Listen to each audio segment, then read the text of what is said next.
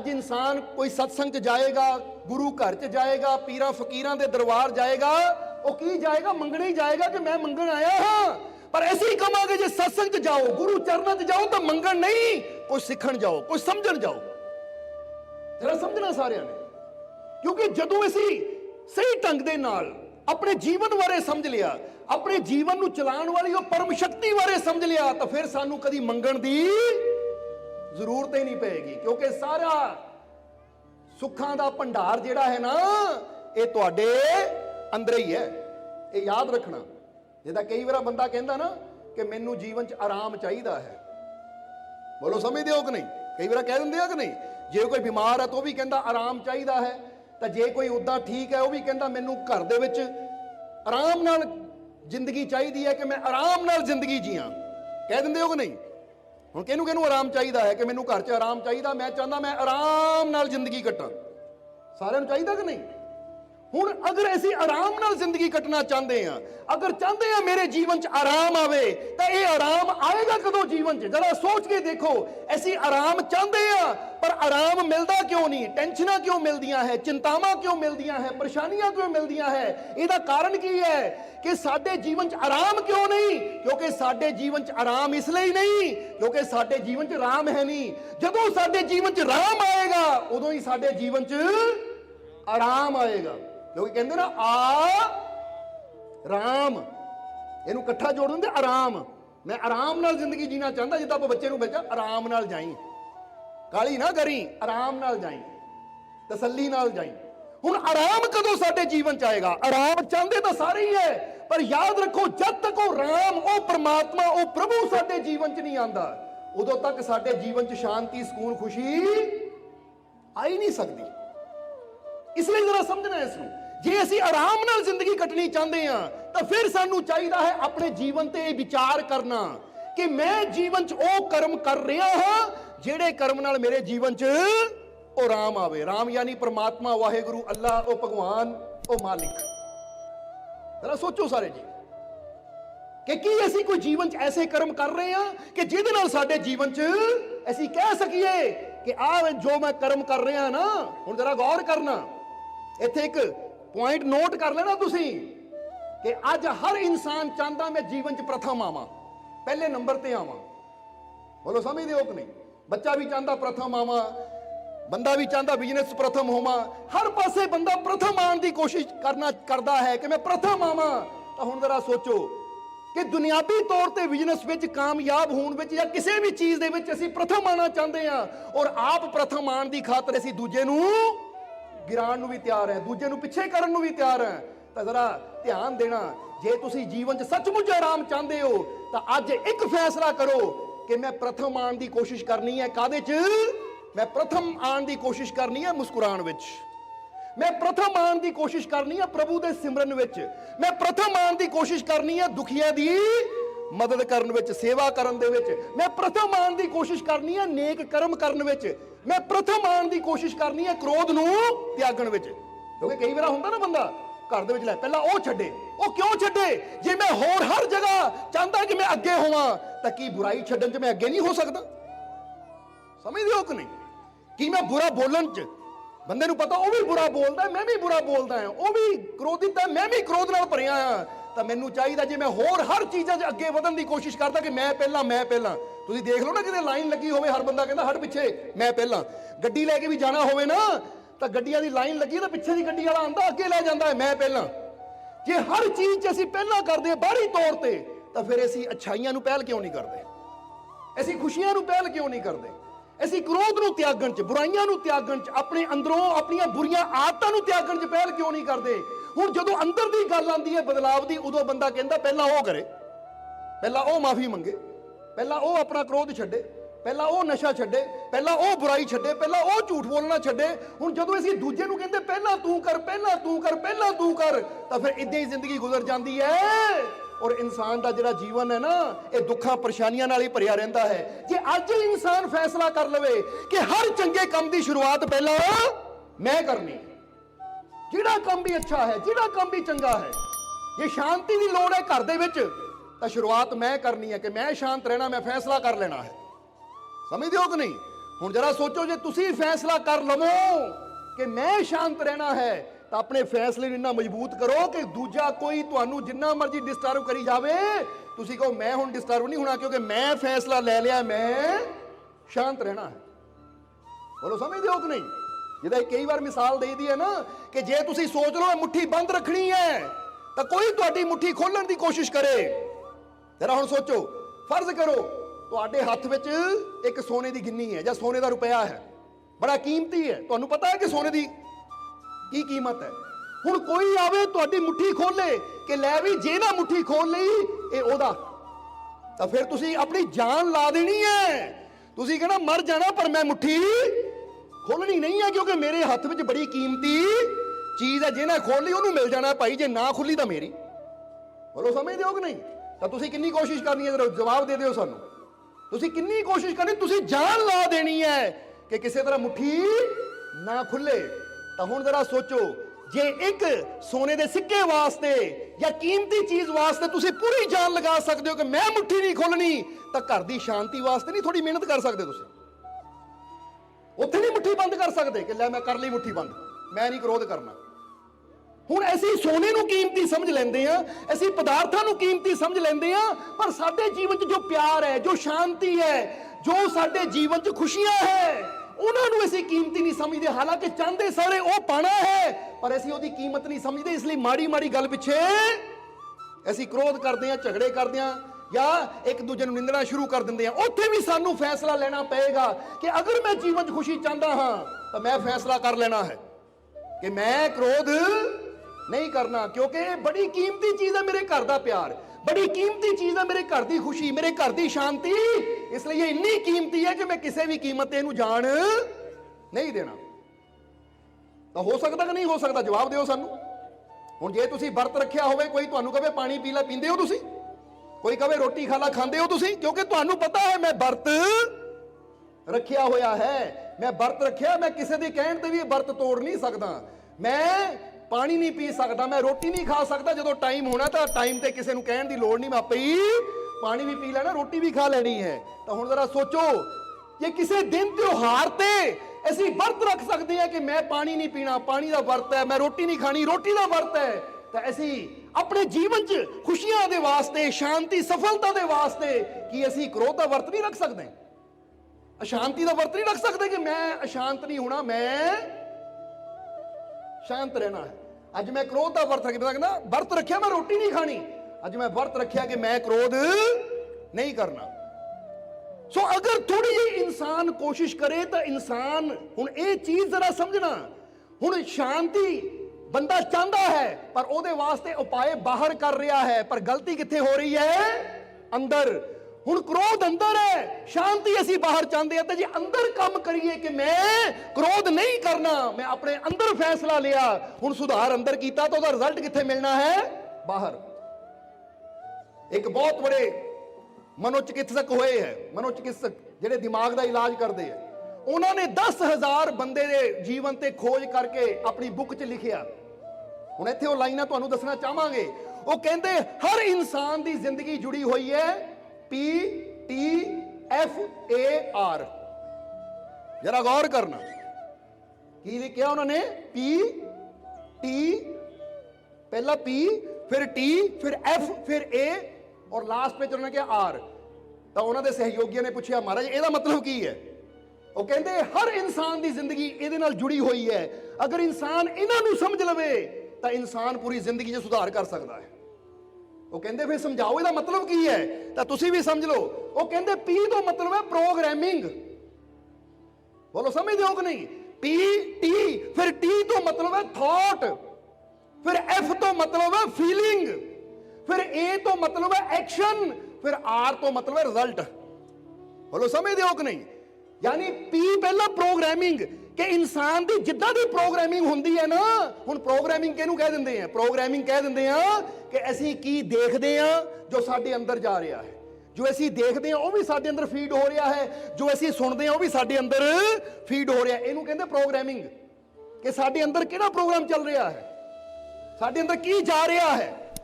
ਇਸ ਲਈ ਤਾਂ ਹੀ ਤਾਂ ਗੁਰੂਆਂ ਰਹਿਬਰਾਂ ਨੇ ਵੀ ਕਿਹਾ ਹੈ ਕਿ ਤੂੰ ਜਿੱਦਾਂ ਦਾ ਭੋਜਨ ਕਰੇਗਾ, ਜਿੱਦਾਂ ਦੇ ਵਿਚਾਰ ਸੁਣੇਗਾ, ਤੇਰਾ ਮਨ ਉਦਾਂ ਦਾ ਹੁੰਦਾ ਚਲਾ ਜਾਏਗਾ। ਇਸ ਲਈ ਸਮਝਣਾ ਸਾਰਿਆਂ ਨੇ। ਤਾਂ ਹੀ ਇੱਥੇ ਤੁਹਾਨੂੰ ਇੱਕ ਗੱਲ ਕਵਾਂਗੇ, ਕਿਉਂਕਿ ਨਵਾਂ ਸਾਲ ਜੇ ਹੀ ਚਾਹੁੰਦੇ ਖੁਸ਼ੀਆਂ ਭਰਿਆਵੇ ਤਾਂ ਸਾਡੀ ਜ਼ਿੰਦਗੀ 'ਚ ਇਹ ਨਵੀਂ ਇੱਕ ਸ਼ੁਰੂਆਤ ਵੀ ਹੋਣੀ ਚਾਹੀਦੀ ਹੈ ਕਿ ਅੱਜ ਤੋਂ ਇੱਕ ਫੈਸਲਾ ਕਰੋ ਆਪਣੇ ਜੀਵਨ ਦੇ ਵਿੱਚ ਕਿ ਮੈਂ ਜੋ ਦੇਖਣਾ ਹੈ ਅੱਛਾ ਦੇਖਣਾ ਹੈ।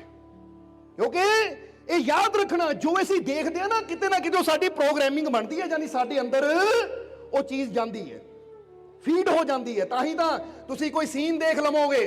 ਹੁਣ ਫਰਜ਼ ਕਰੋ ਤੁਸੀਂ ਦੇਖ ਲਿਆ ਕਿਤੇ ਕੋਈ ਐਕਸੀਡੈਂਟ ਹੁੰਦਾ, ਤੁਸੀਂ ਘਰ ਆ ਜਾਂਦੇ ਹੋ, ਰਾਤ ਨੂੰ ਅੱਖਾਂ ਮੋਰੇ ਵੀ ਉਹੀ ਸੀਨ ਘੁੰਮਦਾ ਹੈ। ਕਿਉਂ ਘੁੰਮਦਾ ਹੈ? ਉਹ ਸੀਨ ਤਾਂ ਚਲਾ ਗਿਆ, 2 ਘੰਟੇ ਹੋ ਗਏ, 3 ਘੰਟੇ ਹੋ ਗਏ ਗਏ ਨੂੰ, ਪਰ ਫਿਰ ਵੀ ਉਹ ਤਸਵੀਰ ਘੁੰਮਦੀ, ਕਿਉਂਕਿ ਤੁਹਾਡੇ ਅੰਦਰ ਫੀਡ ਉਹ ਚੀਜ਼ ਹੋ ਗਈ। ਤੁਸੀਂ ਕਿਸੇ ਦੀ ਗੱਲ ਸੁਣਦੇ ਹੋ, ਕੋਈ ਤੁਹਾਨੂੰ ਬੁਰਾ ਬੋਲ ਦਿੰਦਾ ਜਾਂ ਕੋਈ ਚੰਗਾ ਬੋਲ ਦਿੰਦਾ, ਉਹ ਚੀਜ਼ ਕੰਨਾਂ ਰਾਹੀਂ ਸੁਣ ਕੇ ਤੁਹਾਡੇ ਅੰਦਰ ਗੂੰਜਦੀ ਰਹਿੰਦੀ ਹੈ। ਤੁਸੀਂ ਅਗਲੇ ਦਿਨ, 2 ਦਿਨ, 10 ਦਿਨ ਬਾਅਦ ਵੀ ਯਾਦ ਕਰਦੇ ਹੋ, ਫਲਾਣੇ ਨੇ ਮੈਨੂੰ ਇਦਾਂ ਦਾ ਕਿਹਾ, ਆਹ ਬੋਲਿਆ, ਇਹਦਾ ਮਤਲਬ ਉਹ ਚੀਜ਼ ਤੁਹਾਡੇ ਅੰਦਰ ਫੀਡ ਹੋ ਗਈ ਹੈ, ਪ੍ਰੋਗਰਾਮਿੰਗ ਹੋ ਰਹੀ ਹੈ ਤੁਹਾਡੇ ਮਨ ਦੀ। ਹੁਣ ਜੇ ਤੁਸੀਂ ਬੁਰਾ ਦੇਖਣ ਵਾਲੀ ਧਿਆਨ ਰੱਖਾਂਗੇ, ਯਾਨੀ ਬੁਰਾ ਸੁਣਾਂਗੇ, ਹੁਣ ਫਰਜ਼ ਕਰੋ ਇਨਸਾਨ ਸੁਣੀ ਜਾਵੇ ਦੰਗਿਆਂ ਬਾਰੇ, ਇਨਸਾਨ ਸੁਣੀ ਜਾਵੇ ਚੋਰੀਆਂ ਬਾਰੇ, ਇਨਸਾਨ ਸੁਣੀ ਜਾਵੇ ਐਕਸੀਡੈਂਟਾਂ ਬਾਰੇ, ਤਾਂ ਉਹਦੀ ਪ੍ਰੋਗਰਾਮਿੰਗ ਕੀ ਹੋ ਗਈ? ਬੁਰੀ ਪ੍ਰੋਗਰਾਮਿੰਗ ਹੋਈ ਹੈ। ਹੁਣ ਉਹਦੇ ਅੰਦਰ ਖਿਆਲ ਕਿਹੜੇ ਚੱਲਣੇ ਆ? ਗੱਲਾਂ ਕਿਹੜੀਆਂ ਘੁੰਮਣੀਆਂ ਹੈ? ਬੁਰੀਆਂ, ਕਿ ਭਾਈ ਉੱਥੇ ਚੋਰੀ ਹੋ ਗਈ, ਕਿਤੇ ਮੇਰੇ ਘਰ ਨਾ ਹੋ ਜਾਵੇ, ਉਹਦਾ ਐਕਸੀਡੈਂਟ ਹੋ ਗਿਆ, ਹੁਣ ਮੇਰਾ ਬੱਚਾ ਵੀ ਗਿਆ, ਕਿਤੇ ਉਹਦਾ ਐਕਸੀਡੈਂਟ ਨਾ ਹੋ ਜਾਵੇ, ਉਹ ਇਦਾਂ ਸੁੱਤਾ ਸੀ, ਉਹਦੀ ਮੌਤ ਹੋ ਗਈ, ਰਾਤ ਨੂੰ ਉਹਦਾ ਡਰਦਾ ਕਿਤੇ ਮੇਤੇ ਪੱਖਾ ਨਾ ਗਿਰ ਜਾਵੇ, ਮੈਂ ਨਾ ਮਰ ਜਾਵਾਂ। ਕਿਉਂਕਿ ਕੀ ਚੀਜ਼ ਹੈ? ਡਰ ਕਿੱਥੋਂ ਆਉਂਦਾ ਹੈ? ਇਹ ਸਾਰੀ ਬੰਦੇ ਦੀ ਪ੍ਰੋਗਰਾਮਿੰਗ ਹੈ। ਹੁਣ ਸੱਚ ਦੱਸਿਓ, ਜਵਾਬ ਦਿਓ ਕਿ ਤੁਸੀਂ ਰਾਤ ਨੂੰ ਘਰ 'ਚ ਆਰਾਮ ਨਾਲ ਸੌਂਦੇ ਹੋ, ਬੜੇ ਆਰਾਮ ਨਾਲ ਸੌਂਦੇ ਹੋ, ਪਰ ਕੱਲ ਨੂੰ ਤੁਹਾਨੂੰ ਕੋਈ ਦੱਸ ਦੇਵੇ ਉਹ ਨਾਲ ਦੇ ਪਿੰਡ 'ਚ 2 ਚੋਰੀਆਂ ਹੋ ਗਈਆਂ, ਨਾਲ ਦੇ ਪਿੰਡ 'ਚ 2 ਚੋਰੀਆਂ ਹੋ ਗਈਆਂ, ਅੱਜ ਰਾਤ ਨੂੰ ਤੁਹਾਨੂੰ ਨੀਂਦ ਨਹੀਂ ਆਣੀ, ਕਿਉਂਕਿ ਪ੍ਰੋਗਰਾਮਿੰਗ ਅੰਦਰ ਬੁਰੀ ਚੀਜ਼ ਚਲੀ ਗਈ, ਨੈਗੇਟਿਵਿਟੀ ਚਲੀ ਗਈ। ਹੁਣ ਮਨ ਕਿੱਥੇ ਘੁੰਮੀ ਜਾਣਾ ਹੈ? ਮਨ ਘੁੰਮਣਾ ਹੈ ਉਹ ਨਾਲ ਦੇ ਪਿੰਡ 'ਚ ਹੋ ਗਈ, ਕਿਤੇ ਮੇਰੇ ਘਰ 'ਚ ਨਾ ਹੋ ਜਾਵੇ।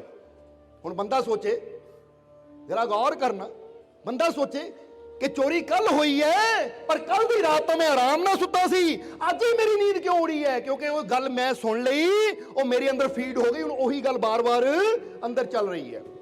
ਜਰਾ ਸਮਝੋ, ਇਹਨੂੰ ਕਹਿੰਦੇ ਪ੍ਰੋਗਰਾਮਿੰਗ। ਤਾਂ ਹੀ ਕਿਹਾ ਜਾਂਦਾ, ਗੁਰੂ ਰਹਿਬਰ ਕਹਿੰਦੇ, ਜੇ ਆਪਣੇ ਜੀਵਨ 'ਚ ਖੁਸ਼ੀਆਂ ਭਰਨੀਆਂ ਚਾਹੁੰਦੇ ਹੋ, ਆਪਣੇ ਜੀਵਨ ਨੂੰ ਸਫਲ ਬਣਾਉਣਾ ਚਾਹੁੰਦੇ ਹੋ, ਤਾਂ ਫਿਰ ਕੀ ਕਰਨਾ ਚਾਹੀਦਾ ਹੈ? ਅੱਛੇ ਸ਼ਬਦ ਸੁਣੀਏ, ਅੱਛੀ ਸੋਬਤ ਵਿੱਚ ਬੈਠੀਏ, ਕਿਉਂਕਿ ਸਾਡੇ ਅੰਦਰ ਵਿਸ਼ਵਾਸ ਦੇ ਵਚਨ ਜਾਂਦੇ ਆ, ਸਾਡੇ ਅੰਦਰ ਹਿੰਮਤ ਹੌਸਲੇ ਵਾਲੇ ਵਚਨ ਜਾਂਦੇ ਆ, ਤਾਂ ਸਾਡੀ ਹਿੰਮਤ ਵੀ, ਸਾਡਾ ਵਿਸ਼ਵਾਸ ਵੀ ਵੱਧ ਜਾਂਦਾ ਹੈ। ਇਸ ਲਈ ਆਪਣੇ ਘਰ ਨੂੰ ਤਾਲਾ ਲਾ ਲਿਆ, ਲੌਕ ਲਾ ਲਿਆ, ਹੁਣ ਤੁਸੀਂ ਦਰਵਾਜ਼ੇ ਬੰਦ ਕਰਕੇ ਸੁੱਤੇ ਹੋ, ਤਾਂ ਚਾਹੀਦਾ ਇਹ ਸੀ ਸੌਂ ਜਾਈਏ, ਆਪਣੇ ਮਾਲਿਕ ਤੇ ਵਿਸ਼ਵਾਸ ਰੱਖੀਏ। ਠੀਕ ਆ, ਆਪਾਂ ਜੋ ਪ੍ਰਬੰਧ ਕਰਨਾ ਸੀ ਉਹ ਕਰ ਲਿਆ, ਪਰ ਹੁਣ ਡਰੀ ਕਿਉਂ ਜਾਣਾ? ਬਲਕਿ ਇਹ ਯਕੀਨ ਰੱਖੀਏ ਆਪਣੇ ਪ੍ਰਮਾਤਮਾ ਦੇ ਕਿ ਮੇਰਾ ਮਾਲਿਕ ਮੇਰੇ ਨਾਲ ਹੈ, ਤਾਂ ਮੈਨੂੰ ਡਰਨ ਦੀ ਕੀ ਜ਼ਰੂਰਤ ਹੈ? ਤਾਂ ਹੀ ਤਾਂ ਗੁਰੂ ਵੀ ਕਹਿੰਦੇ ਨਾ, ਤੂੰ ਮੇਰਾ ਰਾਖਾ ਸਭਨੀ ਥਾਈ। ਹੁਣ ਇਹ ਵਿਸ਼ਵਾਸ ਅਗਰ ਸਾਡੇ ਅੰਦਰ ਆਂਦਾ ਹੈ, ਤਾਂ ਸਾਡੇ ਅੰਦਰੋਂ ਡਰ, ਚਿੰਤਾ, ਪਰੇਸ਼ਾਨੀ ਘਟਣੀ ਸ਼ੁਰੂ ਹੋ ਜਾਂਦੀ ਹੈ। ਇਸ ਲਈ ਥੋੜਾ ਜਿਹਾ ਅਸੀਂ ਇਸ ਚੀਜ਼ ਤੇ ਧਿਆਨ ਦੇਣਾ ਹੈ ਕਿ ਜੇ ਸਾਡੇ ਜੀਵਨ ਜਿੰਨੀਆਂ ਤਕਲੀਫਾਂ, ਇੰਨੇ ਦੁੱਖ, ਪਰੇਸ਼ਾਨੀਆਂ, ਤੇ ਇਹਦਾ ਮਤਲਬ ਕਿਤੇ ਨਾ ਕਿਤੇ ਸਾਡੀ ਪ੍ਰੋਗਰਾਮਿੰਗ ਜਿਹੜੀ ਹੈ ਉਹ ਗਲਤ ਹੋਈ ਹੈ। ਕਿਉਂਕਿ ਹਰ ਵੇਲੇ, ਹੁਣ ਸੱਚ ਦੱਸਿਓ ਕਿ ਤੁਹਾਡੇ ਅੰਦਰ ਨੈਗੇਟਿਵ, ਬੁਰੇ ਵਿਚਾਰ ਜ਼ਿਆਦਾ ਚੱਲਦੇ ਜਾਂ ਅੱਛੇ ਵਿਚਾਰ ਜ਼ਿਆਦਾ ਚੱਲਦੇ ਆ? ਆਪ ਸੋਚ ਕੇ ਦੇਖੋ ਆਪਣੇ ਆਪ ਨੂੰ, ਤੁਹਾਨੂੰ ਆਪੇ ਹੀ ਜਵਾਬ ਮਿਲ ਜਾਏਗਾ ਆਪਣੇ ਅੰਦਰੋਂ। ਇੱਕ ਬੰਦਾ ਬਿਮਾਰ ਹੈ ਤਾਂ ਉਹਦੇ ਅੰਦਰ ਤੰਦਰੁਸਤੀ ਦਾ ਵਿਚਾਰ ਬਹੁਤ ਘੱਟ ਚਲੇਗਾ, ਕਦੀ-ਕਦੀ ਚਲੇਗਾ, ਪਰ ਬਿਮਾਰੀ ਨੂੰ ਲੈ ਕੇ ਵਿਚਾਰ ਹਰ ਵੇਲੇ ਚਲੇਗਾ, ਹਾਏ ਮੇਰਾ ਆਹ ਦੁਖਦਾ, ਪਤਾ ਨਹੀਂ ਮੈਂ ਠੀਕ ਹੋਣਾ ਜਾਂ ਨਹੀਂ ਹੋਣਾ, ਪਤਾ ਨਹੀਂ ਮੇਰੇ ਤੇ ਕਿਰਪਾ ਹੋਣੀ ਜਾਂ ਨਹੀਂ ਹੋਣੀ। ਯਾਨੀ ਕਹਿਣ ਦਾ ਮਤਲਬ ਕੀ ਹੈ ਕਿ ਹਰ ਵੇਲੇ ਇਨਸਾਨ ਦੇ ਅੰਦਰ ਬੁਰਾ ਚੱਲ ਰਿਹਾ ਹੈ। ਹੁਣ ਜਦੋਂ ਬੁਰਾ ਚੱਲ ਰਿਹਾ ਹੈ ਤਾਂ ਇਹਦਾ ਮਤਲਬ ਸਾਡੀ ਸੋਚ ਨੈਗੇਟਿਵ ਜ਼ਿਆਦਾ ਹੈ, ਪੋਜ਼ਿਟਿਵ ਘੱਟ ਹੈ। ਤੇ ਜੇ ਸਾਡੀ ਸੋਚ ਨੈਗੇਟਿਵ ਹੈ ਤੇ ਇਹਦਾ ਮਤਲਬ ਸਾਡਾ ਕਨੈਕਸ਼ਨ ਪ੍ਰਮਾਤਮਾ ਨਾਲ ਟੁੱਟਿਆ ਹੋਇਆ ਹੈ, ਯਾਨੀ ਅਸੀਂ ਉਹਦੇ ਨਾਲ ਨਹੀਂ ਜੁੜੇ ਹੋਏ। ਕਿਉਂਕਿ ਜਿਨ੍ਹਾਂ ਦੇ ਅੰਦਰ ਇਹ ਵਿਸ਼ਵਾਸ ਹੈ ਕਿ ਮੇਰਾ ਮਾਲਿਕ ਮੇਰੇ ਨਾਲ ਹੈ, ਮੇਰਾ ਪ੍ਰਮਾਤਮਾ, ਮੇਰਾ ਪ੍ਰਭੂ ਮੇਰੇ ਨਾਲ ਹੈ, ਫਿਰ ਉਹਨਾਂ ਦੇ ਜੀਵਨ 'ਚ ਅਗਰ ਕੋਈ ਪਰੇਸ਼ਾਨੀ, ਤਕਲੀਫ ਆਂਦੀ ਵੀ ਹੈ ਤਾਂ ਉਹ ਡਰਦੇ ਨਹੀਂ। ਉਹਨਾਂ ਨੂੰ ਪਤਾ ਜੇ ਦੁੱਖ ਆਇਆ ਹੈ ਤਾਂ ਚਲਾ ਵੀ ਜਾਏਗਾ, ਜੇ ਦੁੱਖ ਆਇਆ ਤਾਂ ਚਲਾ ਵੀ ਜਾਏਗਾ, ਮੈਂ ਚਿੰਤਾ ਕਿਉਂ ਕਰਨੀ। ਇਸ ਲਈ ਉਹਨਾਂ ਨੇ ਕਿਹਾ ਕਿ ਇਨਸਾਨ ਦੇ ਜੀਵਨ ਦੇ ਵਿੱਚ ਇਹ ਚੀਜ਼ਾਂ, ਕਿ ਪਹਿਲਾਂ ਪ੍ਰੋਗਰਾਮਿੰਗ ਇਹ ਦੇਖੋ ਕਿ ਅਸੀਂ ਸੁਣਦੇ ਕੀ ਆ, ਅਸੀਂ ਪੜ੍ਹਦੇ ਕੀ ਆ, ਅਸੀਂ ਦੇਖਦੇ ਕੀ ਆ। ਅਗਰ ਅਸੀਂ ਨੈਗੇਟਿਵ ਦੇਖੀ ਜਾਵਾਂਗੇ, ਉਹਨੂੰ ਫਰਜ਼ ਕਰੋ ਤੁਸੀਂ ਅਖਬਾਰ ਦੇ ਵਿੱਚ ਪੜ੍ਹ ਲਿਆ ਜਾਂ ਨਿਊਜ਼ ਤੇ ਤੁਸੀਂ ਦੇਖ ਲਿਆ ਕਿ ਫਲਾਨੀ ਜਗ੍ਹਾ ਜਿਹਦਾ ਚੋਰੀ ਦੀ ਗੱਲ ਕੀਤੀ ਹੈ। ਹੁਣ ਜ਼ਰਾ ਸੋਚੋ, ਨਿਊਜ਼ ਨੇ ਦੱਸਣਾ ਕੀ ਹੈ? ਨਿਊਜ਼ ਨੇ ਇਹ ਨਹੀਂ ਦੱਸਣਾ ਕਿ ਲੱਖਾਂ ਬੰਦੇ ਆਰਾਮ ਨਾਲ ਸੁੱਤੇ ਆ, ਉੱਥੇ ਕੁਝ ਨਹੀਂ ਹੋਇਆ। ਨਿਊਜ਼ ਨੇ ਇਹ ਦੱਸਣਾ ਕਿ ਲੱਖਾਂ ਚੋਂ ਇੱਕ ਨਾਲ ਆਹ ਗੱਲ ਹੋ ਗਈ। ਹੁਣ ਜਦੋਂ ਨਿਊਜ਼ ਆਂਦੀ ਹੈ ਫਲਾਨੀ ਜਗ੍ਹਾ ਐਕਸੀਡੈਂਟ ਹੋ ਗਿਆ, ਬੰਦਾ ਮਰ ਗਿਆ, ਉਹ ਰੋਡ ਬੜਾ ਖਤਰਨਾਕ ਹੈ, ਤਾਂ ਉਸੇ ਹੀ ਰੋਡ ਤੋਂ ਲੱਖਾਂ ਆਦਮੀ ਸਹੀ ਸਲਾਮਤ ਘਰ ਵੀ ਪਹੁੰਚੇ ਹੈ, ਸਹੀ ਸਲਾਮਤ ਵਾਪਸ ਵੀ ਆਏ ਹੈ। ਜੇ ਉਹ ਪੂਰੀ ਗੱਲ ਲਿਖਣ ਕਿ 10 ਲੱਖ ਬੰਦਾ ਗਿਆ ਸੀ, ਸਹੀ ਸਲਾਮਤ ਵਾਪਸ ਆਇਆ, ਪਰ ਇੱਕ ਬੰਦੇ ਦਾ ਐਕਸੀਡੈਂਟ ਹੋਇਆ, ਤਾਂ ਬੰਦੇ ਨੇ ਕਹਿਣਾ ਲੈ ਜੇ 10 ਲੱਖ ਸਹੀ ਸਲਾਮਤ ਆਇਆ ਤਾਂ ਇੱਕ ਗਿਆ ਵੀ ਤਾਂ ਕੀ ਹੈ, ਕੋਈ ਡਰ ਹੀ ਨਹੀਂ ਹੈ। ਪਰ ਜਦੋਂ ਗੱਲ ਹੀ ਸਾਰਾ ਆ ਜਾਣਾ ਹੈ ਕਿ ਜੋ ਸਹੀ ਹੋ ਰਿਹਾ ਉੱਤੇ ਕੋਈ ਜ਼ੋਰ ਨਹੀਂ ਔਰ ਸਾਰਾ ਜ਼ੋਰ ਹੀ ਨੈਗੇਟਿਵਿਟੀ ਤੇ ਹੈ, ਤਾਂ ਬੰਦੇ ਅੰਦਰ ਡਰ ਪੈਦਾ ਹੋਣਾ ਸ਼ੁਰੂ ਹੋ ਜਾਂਦਾ ਹੈ। ਇਸ ਲਈ ਅਸੀਂ ਚਾਹੁੰਦੇ ਹਾਂ ਕਿ ਅੱਜ ਤੋਂ ਤੁਸੀਂ ਆਪਣੇ ਅੰਦਰਲੇ ਡਰ ਨੂੰ ਛੱਡੋ ਔਰ ਆਪਣੇ ਅੰਦਰ ਵਿਸ਼ਵਾਸ ਨੂੰ ਪੈਦਾ ਕਰੋ, ਆਪਣੇ ਅੰਦਰ ਯਕੀਨ ਨੂੰ ਪੈਦਾ ਕਰੋ, ਕਿਉਂਕਿ ਮਹਾਤਮਾ ਬੁੱਧ ਨੇ ਵੀ ਕਿਹਾ ਹੈ ਕਿ ਜੈਸੇ ਤੇਰੇ ਵਿਚਾਰ ਹੋਣਗੇ, ਜੈਸੀ ਤੇਰੀ ਸੋਚ ਹੋਏਗੀ, ਵੈਸਾ ਹੀ ਤੇਰਾ ਜੀਵਨ ਹੋਏਗਾ। ਜੇ ਤੇਰੇ ਜੀਵਨ 'ਚ ਤੇਰੀ ਸੋਚ ਡਰ ਨਾਲ ਭਰੀ ਹੋਈ ਹੈ ਤਾਂ ਤੇਰਾ ਜੀਵਨ ਦੁੱਖਾਂ, ਚਿੰਤਾਵਾਂ, ਪਰੇਸ਼ਾਨੀਆਂ ਨਾਲ ਭਰਿਆ ਹੋਏਗਾ, ਤਾਂ ਜੇ ਤੇਰਾ ਜੀਵਨ, ਤੇਰੀ ਸੋਚ ਵਿਸ਼ਵਾਸ ਨਾਲ ਭਰੀ ਹੋਈ ਹੈ ਤਾਂ ਤੇਰਾ ਜੀਵਨ ਖੁਸ਼ੀਆਂ ਨਾਲ ਭਰਿਆ ਹੋਏਗਾ।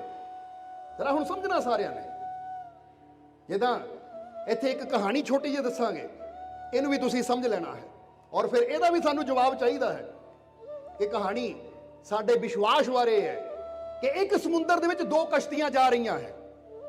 ਇੱਕ ਕਸ਼ਤੀ ਉਹਦੇ ਵਿੱਚ ਵੀ 10 ਆਦਮੀ ਬੈਠੇ ਹੈ, ਦੂਜੀ ਕਸ਼ਤੀ ਉਹਦੇ ਵਿੱਚ ਵੀ 10 ਆਦਮੀ ਬੈਠੇ ਹੈ। 2 ਹੀ ਕਸ਼ਤੀਆਂ ਸਮੁੰਦਰ ਦੇ ਵਿੱਚ ਜਾ ਰਹੀਆਂ ਹੈ। ਅਚਾਨਕ ਜਾਂਦਿਆਂ ਜਾਂਦਿਆਂ ਤੂਫਾਨ ਆ ਗਿਆ, ਬੜੇ ਜ਼ੋਰਾਂ ਦੀ ਬਾਰਿਸ਼ ਹੋਣੀ ਸ਼ੁਰੂ ਹੋ ਗਈ। ਜਦੋਂ ਬਾਰਿਸ਼ ਸ਼ੁਰੂ ਹੋਈ ਤਾਂ ਇੱਕ ਕਸ਼ਤੀ ਦੇ 10 ਮੈਂਬਰ ਘਬਰਾ ਗਏ, ਡਰ ਗਏ ਕਿ ਲੈ ਵੀ ਤੂਫਾਨ ਬਹੁਤ ਤੇਜ਼ ਹੈ, ਹਵਾ ਬਹੁਤ ਤੇਜ਼ ਹੈ, ਹੁਣ ਮਰ ਗਏ, ਹੁਣ ਡੁੱਬੇ, ਹੁਣ ਡੁੱਬ ਗਏ, ਹੁਣ ਮਰ ਗਏ, ਕਿਉਂਕਿ ਸਮੁੰਦਰ ਦਾ ਪਾਣੀ ਬੜਾ ਨਾਵ ਦੇ ਵਿੱਚ ਆ ਰਿਹਾ ਹੈ। ਹੁਣ ਇਹ 10 ਹੀ ਆਦਮੀ ਡਰ ਗਏ ਔਰ ਡਰ ਕੇ ਇੱਕ ਦੂਜੇ ਵੱਲ ਦੇਖਣ ਲੱਗੇ ਕਿ ਹੁਣ ਮਰੇ, ਹੁਣ ਮਰੇ, ਪਰ ਦੂਜੇ ਪਾਸੇ ਦੂਜੀ ਨਾਵ ਹੈ।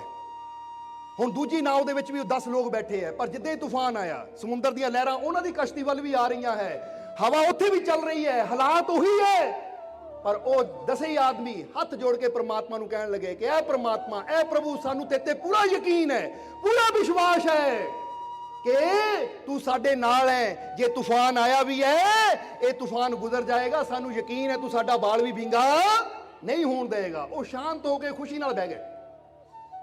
ਹੁਣ ਸਵਾਲ ਇਹ ਹੈ ਕਿ ਜਰਾ ਦੱਸੋ ਕਿ 2 ਹੀ ਕਸ਼ਤੀਆਂ, ਇੱਕੋ ਹੀ ਸਿਚੁਏਸ਼ਨ, ਪਰ ਇੱਕ ਡਰੇ ਹੋਏ ਹੈ, ਦੂਜੇ ਵਿਸ਼ਵਾਸ ਨਾਲ ਭਰੇ ਹੋਏ ਰੱਬ ਅੱਗੇ ਪ੍ਰਾਰਥਨਾ ਕਰ ਰਹੇ ਹੈ, ਤਾਂ ਹੁਣ ਜੇ ਕਸ਼ਤੀ ਬਚੇਗੀ ਤਾਂ ਕਿਹਨਾਂ ਦੀ ਬਚੇਗੀ, ਜਾਂ ਜੇ ਡੁੱਬੇਗੀ ਕਿਹਦੀ ਡੁੱਬੇਗੀ?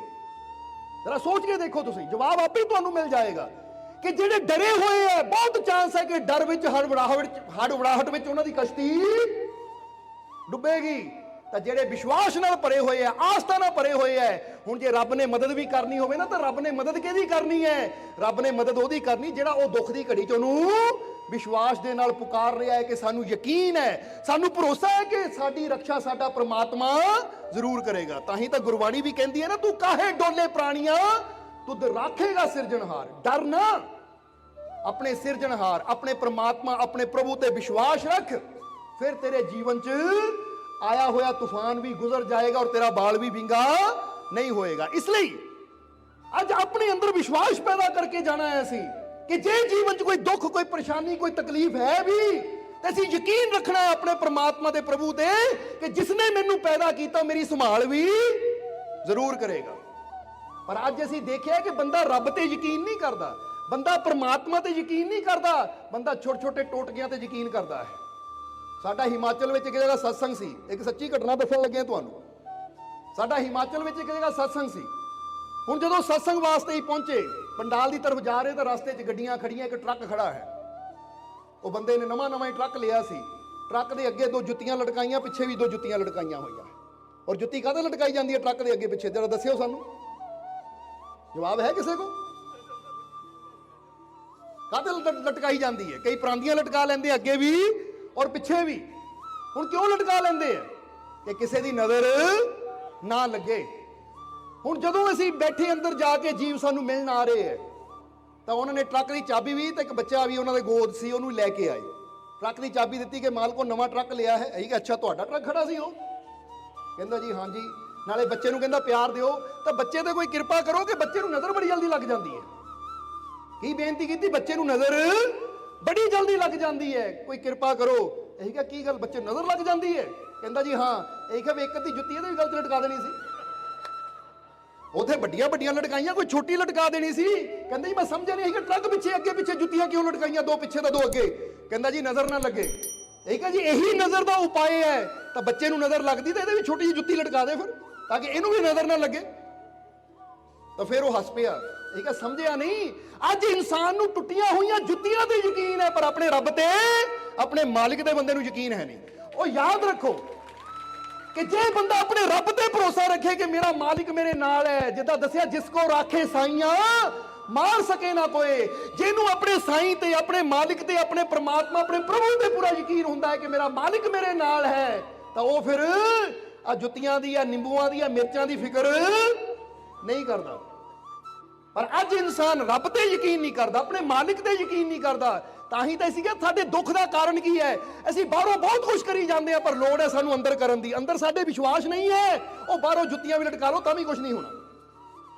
ਬਾਹਰੋਂ ਕੋਠੀਆਂ ਤੇ ਦੇਖਿਆ ਕਿ ਘੜੇ ਮੂੰਹ ਤੇ ਕਰਕੇ ਰੱਖ ਦਿਓ, ਕਾਲੇ ਮੂੰਹ ਕਰਕੇ, ਤਾਂ ਵੀ ਕੁਝ ਨਹੀਂ ਹੋਣਾ। ਪਰ ਜਿਹਨੂੰ ਆਪਣੇ ਰੱਬ ਤੇ ਵਿਸ਼ਵਾਸ ਹੈ, ਰੱਬ ਤੇ ਯਕੀਨ ਹੈ ਕਿ ਮੇਰਾ ਰੱਬ, ਮੇਰਾ ਮਾਲਿਕ, ਮੇਰਾ ਪ੍ਰਮਾਤਮਾ ਮੇਰੇ ਨਾਲ ਹੈ, ਉਹ ਦੁਨੀਆ ਦੇ ਕਿਸੇ ਵੀ ਕੋਨੇ ਤੇ ਚਲਾ ਜਾਵੇ, ਉਹਦੀ ਰੱਖਿਆ ਪ੍ਰਮਾਤਮਾ ਹਰ ਜਗ੍ਹਾ ਕਰਦਾ ਹੈ। ਇਸ ਲਈ ਕਹਿੰਦੇ ਨਾ ਤੂੰ ਮੇਰਾ ਰਾਖਾ ਸਭਨੀ ਥਾਈਂ।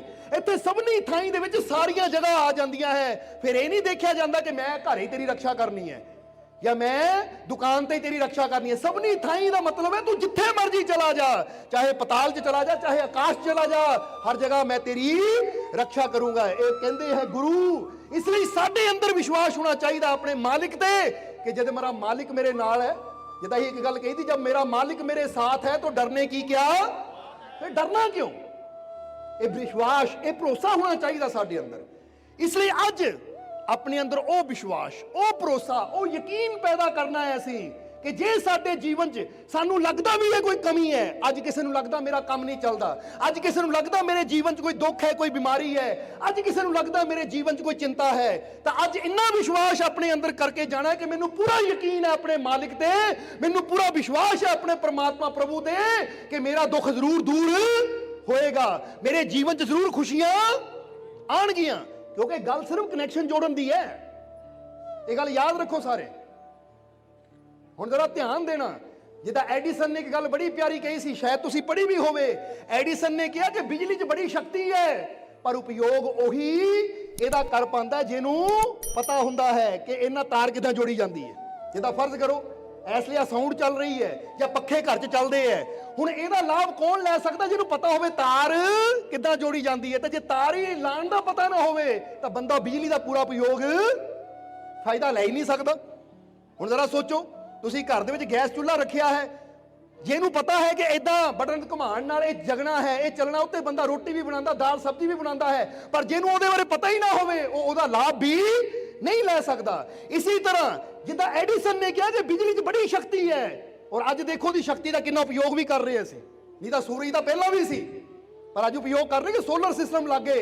ਅੱਜ ਘਰਾਂ 'ਚ ਲਾਈਟ ਜਗ ਰਹੀ ਹੈ, ਪੱਖੇ ਚੱਲ ਰਹੇ ਹੈ, ਕੂਲਰ, ਏਸੀ ਚੱਲ ਰਹੇ ਹੈ ਸੋਲਰ ਸਿਸਟਮ ਦੇ ਨਾਲ। ਇਹ ਸੋਲਰ ਸਿਸਟਮ ਕੀ ਹੈ ਪਤਾ ਨਾ ਤੁਹਾਨੂੰ?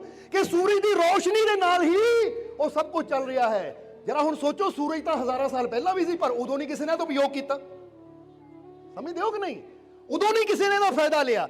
ਅੱਜ ਹੀ ਕਿਉਂ ਫਾਇਦਾ ਲਿਆ ਜਾ ਰਿਹਾ ਹੈ? ਕਿਉਂਕਿ ਅੱਜ ਉਹ ਵਿਗਿਆਨ ਨੇ ਸਮਝਿਆ ਕਿ ਅਸੀਂ ਇਹਦਾ ਕਿੰਨਾ ਉਪਯੋਗ, ਕਿੰਨਾ ਫਾਇਦਾ ਜੀਵਨ 'ਚ ਲੈ ਸਕਦੇ ਹਾਂ। ਇਸੇ ਤਰ੍ਹਾਂ ਅਸੀਂ ਤੁਹਾਨੂੰ ਵੀ ਇਹ ਦੱਸਣਾ ਚਾਹੁੰਦੇ ਹਾਂ ਕਿ ਤੁਸੀਂ ਵੀ ਆਪਣੇ ਮਾਈਂਡ ਨੂੰ ਉਹ ਸੋਲਰ ਸਿਸਟਮ ਬਣਾ ਸਕਦੇ ਹੋ ਕਿ ਤੁਸੀਂ ਵੀ ਪ੍ਰਭੂ ਦੀ ਕਿਰਪਾ ਦਾ, ਪ੍ਰਭੂ ਦੀ ਰਹਿਮਤ ਦਾ ਪੂਰਾ ਲਾਭ ਜੀਵਨ 'ਚ ਲੈ ਸਕਦੇ ਹੋ। ਤੁਹਾਡੇ ਜੀਵਨ 'ਚ ਵੀ ਖੁਸ਼ੀਆਂ ਦਾ ਪ੍ਰਕਾਸ਼ ਹੋ ਸਕਦਾ ਹੈ, ਤੁਹਾਡੇ ਜੀਵਨ 'ਚ ਵੀ ਖੁਸ਼ੀਆਂ ਦੀਆਂ ਠੰਡੀਆਂ ਹਵਾਵਾਂ ਚੱਲ ਸਕਦੀਆਂ, ਅਗਰ ਸਾਨੂੰ ਉਹ ਪ੍ਰਮਾਤਮਾ ਦੀ ਤਾਕਤ ਦਾ ਉਪਯੋਗ ਕਰਨਾ ਆ ਜਾਵੇ।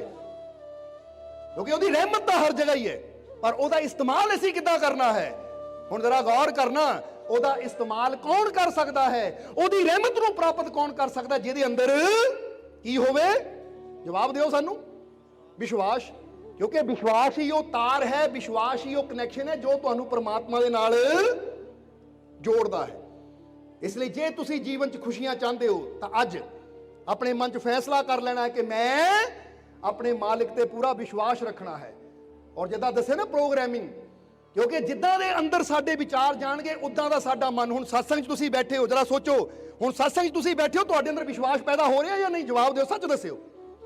ਪਰ ਜਦੋਂ ਘਰ ਬੈਠੇ ਹੁੰਦੇ ਕੋਈ ਆ ਕੇ ਕਹਿ ਦੇਵੇ, ਹੁਣ ਫਰਜ਼ ਕਰੋ ਇੱਥੋਂ ਕਿਸੇ ਨੂੰ ਕੋਈ ਤਕਲੀਫ ਹੈ, ਕੋਈ ਬਿਮਾਰ ਹੈ, ਸਤਸੰਗ ਸੁਣ ਲਿਆ ਉਹ ਨਾ, ਤਾਂ ਉਹਦੇ ਅੰਦਰ ਪੂਰਾ ਯਕੀਨ ਹੋ ਗਿਆ ਕਿ ਮੇਰਾ ਦੁੱਖ ਜ਼ਰੂਰ ਦੂਰ ਹੋਏਗਾ। ਪਰ ਕੋਈ ਸੱਜਣ ਮਿੱਤਰ ਘਰ ਆ ਜਾਵੇ, ਅੱਛਾ ਇਹ ਤਾਂ ਕਿੰਨੇ ਸਾਲ ਹੋ ਗਏ ਠੀਕ ਹੀ ਨਹੀਂ ਹੁੰਦਾ, ਪਤਾ ਨਹੀਂ ਤੂੰ ਠੀਕ ਹੋਣਾ ਜਾਂ ਨਹੀਂ ਹੋਣਾ, ਤਾਂ ਉੱਥੇ ਕੀ ਹੁੰਦਾ, ਬੰਦਾ ਉਹਦਾ ਵਿਸ਼ਵਾਸ ਟੁੱਟਣਾ ਸ਼ੁਰੂ ਹੋ ਜਾਂਦਾ ਹੈ। ਕਿਉਂਕਿ ਨੈਗੇਟਿਵ ਗੱਲ ਸੁਣ ਕੇ ਇਨਸਾਨ ਦਾ ਵਿਸ਼ਵਾਸ ਟੁੱਟਦਾ ਹੈ। ਜਦੋਂ ਵਿਸ਼ਵਾਸ ਟੁੱਟਦਾ ਹੈ ਤਾਂ ਇਹ ਗੱਲ ਯਾਦ ਰੱਖੋ, ਤੁਹਾਡਾ ਵਿਸ਼ਵਾਸ ਨਹੀਂ ਘਟ ਰਿਹਾ, ਬਲਕਿ ਤੁਸੀਂ ਆਪਣੇ ਪ੍ਰਮਾਤਮਾ ਦੀ ਕਿਰਪਾ ਤੋਂ ਦੂਰ ਜਾ ਰਹੇ ਹੋ। ਇਸ ਲਈ ਤੁਸੀਂ ਫੈਸਲਾ ਲੈਣਾ ਹੈ ਕਿ ਮੈਂ ਉਸ ਰਿਸ਼ਤੇਦਾਰ ਸੱਜਣ ਮਿੱਤਰ ਦੀ ਗੱਲ ਜੋ ਮੇਰੇ ਅੰਦਰ ਨੈਗੇਟਿਵਿਟੀ ਪੈਦਾ ਕਰਦੀ ਹੈ ਸੁਣਾ ਹੀ ਨਾ, ਮੈਂ ਯਕੀਨ ਕਰਾਂ ਤਾਂ ਸੰਤਾਂ ਮਹਾਪੁਰਸ਼ਾਂ ਦੇ ਉਹਨਾਂ ਵਚਨਾਂ ਤੇ ਕਿ ਜਿਹੜੇ ਸਾਡੇ ਅੰਦਰ ਖੁਸ਼ੀ ਵਿਸ਼ਵਾਸ ਪੈਦਾ ਕਰਦੇ, ਕਿਉਂਕਿ ਇਹਦੇ ਨਾਲ ਹੀ ਤੁਹਾਡੀ ਜ਼ਿੰਦਗੀ 'ਚ ਖੁਸ਼ੀਆਂ ਆਣਗੀਆਂ। ਹੁਣ ਜਰਾ ਕਹਿ ਕੇ ਦੇਖੋ ਵਿਸ਼ਵਾਸ ਨਾਲ ਕਿ ਮੈਂ ਬਹੁਤ ਖੁਸ਼ ਹਾਂ, ਆਪਣੇ ਅੰਦਰੋਂ ਕਹਿ ਕੇ ਦੇਖੋ ਜ਼ਰਾ। ਜਿਹਨੂੰ ਵਿਸ਼ਵਾਸ ਹੈ ਨਾ, ਵਿਸ਼ਵਾਸ ਹੈ ਕਿ ਨਹੀਂ ਤੁਹਾਨੂੰ ਆਪਣੇ ਮਾਲਿਕ ਤੇ, ਪ੍ਰਮਾਤਮਾ ਤੇ? ਕੋਈ ਵਾਹਿਗੁਰੂ ਕਹਿੰਦਾ ਹੈ, ਕੋਈ ਅੱਲਾਹ ਕਹਿੰਦਾ ਹੈ, ਕੋਈ ਰਾਮ ਕਹਿੰਦਾ ਹੈ। ਔਰ ਵੈਸੇ ਵੀ ਅਸੀਂ ਦੱਸੀਦਾ ਹੈ ਕਿ ਜੀਸਸ ਕ੍ਰਾਈਸਟ ਨੇ ਵੀ ਕਿਹਾ ਹੈ ਕਿ ਆਪਣੇ ਆਪ ਨੂੰ ਗੱਲ ਕਹੋ ਕਿ I am the son of God, no evil can touch me, ਕਿ ਮੈਂ ਉਹ ਪ੍ਰਮਾਤਮਾ ਦਾ ਬੱਚਾ ਹਾਂ, ਕੋਈ ਬੁਰੀ ਚੀਜ਼ ਮੈਨੂੰ ਛੂ ਨਹੀਂ ਸਕਦੀ। ਔਰ ਉਹ ਸਿਰਫ ਆਪਣੇ ਆਪ ਨੂੰ ਨਹੀਂ ਕਹਿ ਰਹੇ, ਉਹ ਆਪਣੇ ਸੇਵਕਾਂ ਨੂੰ ਕਹਿੰਦੇ ਸੀ, ਜਦੋਂ ਤੁਹਾਡੇ ਜੀਵਨ 'ਚ ਕੋਈ ਮੁਸੀਬਤ ਪਰੇਸ਼ਾਨੀ ਤਕਲੀਫ ਆਵੇ ਤਾਂ ਆਪਣੇ ਆਪ ਨੂੰ ਇਹ ਗੱਲ ਕਹੋ ਕਿ ਮੈਂ ਈਸ਼ਵਰ ਦਾ ਬੱਚਾ ਹਾਂ, ਮੈਂ ਈਸ਼ਵਰ ਦਾ ਅੰਸ਼ ਹਾਂ, ਕੋਈ ਬੁਰੀ ਚੀਜ਼ ਮੈਨੂੰ ਛੂ ਨਹੀਂ ਸਕਦੀ। ਇਹ ਤਾਂ ਜਵਾਬ ਦੇ ਦਿਓ ਸਾਨੂੰ ਸਾਰੇ ਕਿ ਤੁਸੀਂ ਕਿਸ ਚੀਜ਼ ਤੋਂ ਬਣੇ ਹੋ, ਕਿਹੜੀ ਚੀਜ਼ ਤੋਂ ਬਣੇ ਹੋ, ਤੁਸੀਂ ਜਵਾਬ ਦਿਓ। ਹੁਣ ਕੋਈ ਕਹੇਗਾ ਜੀ ਅਸੀਂ ਮਿੱਟੀ ਤੋਂ ਬਣੇ ਆ, ਕੋਈ ਕਹੇਗਾ ਪੰਜਾਂ ਤੱਤਾਂ ਤੋਂ ਬਣੇ ਆ। ਹੁਣ ਪੰਜਾਂ ਤੱਤਾਂ ਨੂੰ ਯਾਦ ਕਰ ਲਿਆ, ਮਿੱਟੀ ਨੂੰ ਯਾਦ ਕਰ ਲਿਆ, ਪਰ ਉਹ ਰੱਬ ਦਾ ਨੂਰ ਜਿਸ ਤੋਂ ਅਸੀਂ ਪੈਦਾ ਹੋਏ ਹਾਂ, ਕਿ ਅਸੀਂ ਪ੍ਰਮਾਤਮਾ ਦਾ ਅੰਸ਼ ਹਾਂ। ਅੰਸ਼ ਦਾ ਮਤਲਬ ਸਮਝਦੇ ਹੋ ਕਿ ਨਹੀਂ ਤੁਸੀਂ? ਹੁਣ ਇੱਕ ਬੱਚੇ ਨੂੰ ਖੜਾ ਕਰ ਦਿਓ ਤੇ ਪਿਤਾ ਨੂੰ ਖੜਾ ਕਰ ਦਿਓ, ਤਾਂ ਉੱਥੇ ਕਿਹਾ ਜਾ ਸਕਦਾ ਹੈ ਕਿ ਬੱਚਾ ਆਪਣੇ ਪਿਤਾ ਦਾ ਅੰਸ਼ ਹੈ, ਕਿਉਂਕਿ ਉਹ ਤੋਂ ਪੈਦਾ ਹੋਇਆ ਹੈ। ਤੁਸੀਂ ਕਿਸ ਤੋਂ ਪੈਦਾ ਹੋਏ ਹੋ? ਪ੍ਰਮਾਤਮਾ ਦੇ ਨੂਰ ਤੋਂ। ਤੁਸੀਂ ਸਾਰੇ ਉਹਦਾ ਅੰਸ਼ ਹੋ। ਤਾਂ ਜੇ ਉਹ ਪ੍ਰਮਾਤਮਾ ਇੰਨਾ ਸ਼ਕਤੀਸ਼ਾਲੀ ਹੈ ਤਾਂ ਤੁਸੀਂ ਕਮਜ਼ੋਰ ਕਿੱਦਾਂ ਹੋ ਸਕਦੇ ਹੋ? ਜਰਾ ਸੋਚ ਕੇ ਦੇਖੋ ਆਪਣੇ ਆਪ ਨੂੰ। ਇਸ ਲਈ ਜ਼ਰੂਰਤ ਹੈ ਆਪਣੀ ਹਿੰਮਤ ਨੂੰ, ਆਪਣੇ ਹੌਸਲੇ ਨੂੰ, ਆਪਣੀ ਸ਼ਕਤੀ ਨੂੰ ਵਧਾਉਣ ਦੀ। ਔਰ ਇਹ ਸ਼ਕਤੀ ਕਦੋਂ ਵੱਧਦੀ ਹੈ? ਜਦੋਂ ਸਾਡੇ ਅੰਦਰ ਵਿਸ਼ਵਾਸ ਪੈਦਾ ਹੁੰਦਾ ਹੈ। ਕਹਾਣੀ ਹੈ ਨਾ ਕਿ ਇੱਕ ਬੱਚਾ ਤੁਰਨ ਦੀ ਕੋਸ਼ਿਸ਼ ਕਰ ਰਿਹਾ ਸੀ, ਤਾਂ ਬਾਪ ਉਹਨੂੰ ਕਹਿੰਦਾ ਚੱਲ ਬੇਟਾ ਉੱਠ ਚੱਲ। ਤਾਂ ਜਰਾ ਗੌਰ ਕਰੋ, ਬੱਚੇ ਨੂੰ ਹੌਸਲਾ ਦਿੱਤਾ ਗਿਆ ਤਾਂ ਬੱਚੇ ਨੇ ਤੁਰਨਾ ਸਿੱਖ ਲਿਆ। ਫਿਰ ਅੱਗੇ ਉਹੀ ਬੱਚਾ ਸਾਈਕਲ ਚਲਾਉਣ ਦੀ ਕੋਸ਼ਿਸ਼ ਕਰਦਾ ਤਾਂ ਬਾਪ ਉਹਨੂੰ ਹੌਸਲਾ ਦਿੰਦਾ, ਉੱਠ ਬੇਟਾ ਤੂੰ ਕਰ ਸਕਦਾ ਹੈ, ਕਰ ਸਕਦਾ ਹੈ। ਤਾਂ ਬੇਟਾ ਕੋਸ਼ਿਸ਼ ਕਰਦਾ ਤਾਂ ਉਹਨੂੰ ਕਾਮਯਾਬੀ ਮਿਲ ਜਾਂਦੀ ਹੈ। ਇਸੇ ਤਰ੍ਹਾਂ ਇਹ ਯਾਦ ਰੱਖੋ ਕਿ ਜੇ ਅੱਜ ਤੁਹਾਡੇ ਜੀਵਨ 'ਚ ਮੁਸ਼ਕਿਲ ਹੈ, ਪਰੇਸ਼ਾਨੀ ਹੈ, ਤਾਂ ਤੁਸੀਂ ਵੀ ਵਿਸ਼ਵਾਸ ਰੱਖੋ ਕਿ ਮੈਂ ਕਾਮਯਾਬ ਹੋ ਸਕਦਾ ਹਾਂ, ਮੈਂ ਸਫਲ ਹੋ ਸਕਦਾ ਹਾਂ, ਤਾਂ ਤੁਹਾਨੂੰ ਵੀ ਕਾਮਯਾਬੀ ਜ਼ਰੂਰ ਮਿਲੇਗੀ, ਤੁਹਾਨੂੰ ਸਫਲਤਾ ਜ਼ਰੂਰ ਮਿਲੇਗੀ। ਜ਼ਰਾ ਸਮਝਣਾ ਸਾਰਿਆਂ ਨੇ। ਇਸੇ ਲਈ ਸੰਤ ਦਾਦੂ ਨੇ ਗੱਲ ਬੜੀ ਪਿਆਰੀ ਕਹੀ ਹੈ। ਸੰਤ ਦਾਦੂ ਕਹਿੰਦੇ ਕਿ ਤੀਰਥਾਂ ਤੇ ਜਾਣ ਵਾਲੇ ਉਹ ਗਿਆਨ ਨਹੀਂ ਪਾ ਸਕਦੇ, ਕਿਉਂਕਿ ਤੀਰਥਾਂ ਤੇ ਜਾਂਦਾ ਹੈ ਬੰਦਾ, ਮੱਥਾ ਟੇਕ ਕੇ ਆ ਜਾਂਦਾ ਹੈ, ਸ਼ਾਪਿੰਗ ਕਰਕੇ, ਖਰੀਦਦਾਰੀ ਕਰਕੇ ਆ ਜਾਂਦਾ ਹੈ, ਪਰ ਜਦੋਂ ਸੰਤਾਂ ਦੀ ਸੰਗਤ ਵਿੱਚ ਬਹਿ ਕੇ ਅੱਛੇ ਵਿਚਾਰ ਉਹਨੂੰ ਮਿਲਦੇ ਆ ਨਾ, ਤਾਂ ਫਿਰ ਉਹਦੇ ਜੀਵਨ 'ਚ ਬਦਲਾਅ ਆਉਂਦਾ ਹੈ। ਬੋਲੋ ਸਮਝਦੇ ਹੋ ਕਿ ਨਹੀਂ? ਇਸ ਲਈ ਥੋੜਾ ਸਤਸੰਗ ਨੂੰ ਆਖਰੀ ਤਰਫ ਲੈ ਕੇ ਚੱਲੀਏ। ਇੱਥੇ ਇੱਕ ਛੋਟੀ ਜਿਹੀ ਕਹਾਣੀ ਤੁਹਾਨੂੰ ਸੁਣਾਣੀ ਹੈ।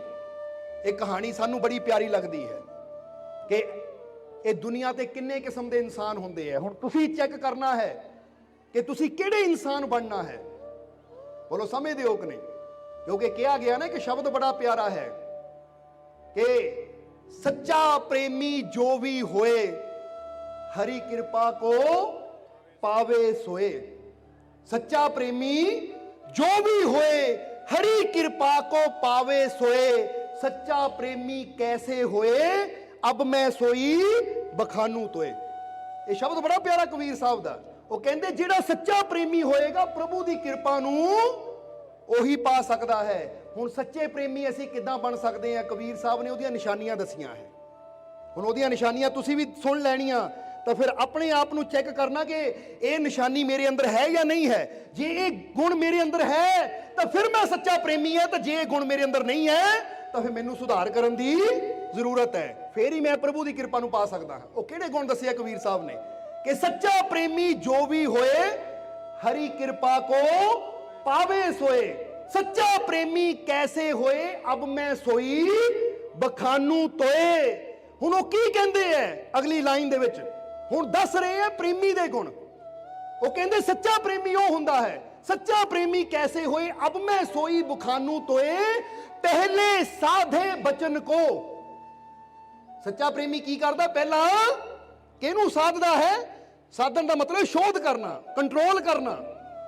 केड़ी चीज नूं साधदा है? पहले साधे बचन को, दूजा साधे देह, तीजा मन को साधिए सबसे करे स्नेह। सम दृष्टि जो जीव है और क्षमा हो चीत, वो प्रेमी सच्चा सदा हो साहिब का मीत। जरा देखो कबीर साहब ने कुछ लाइनां च गुण दसे है सच्चे प्रेमी दे।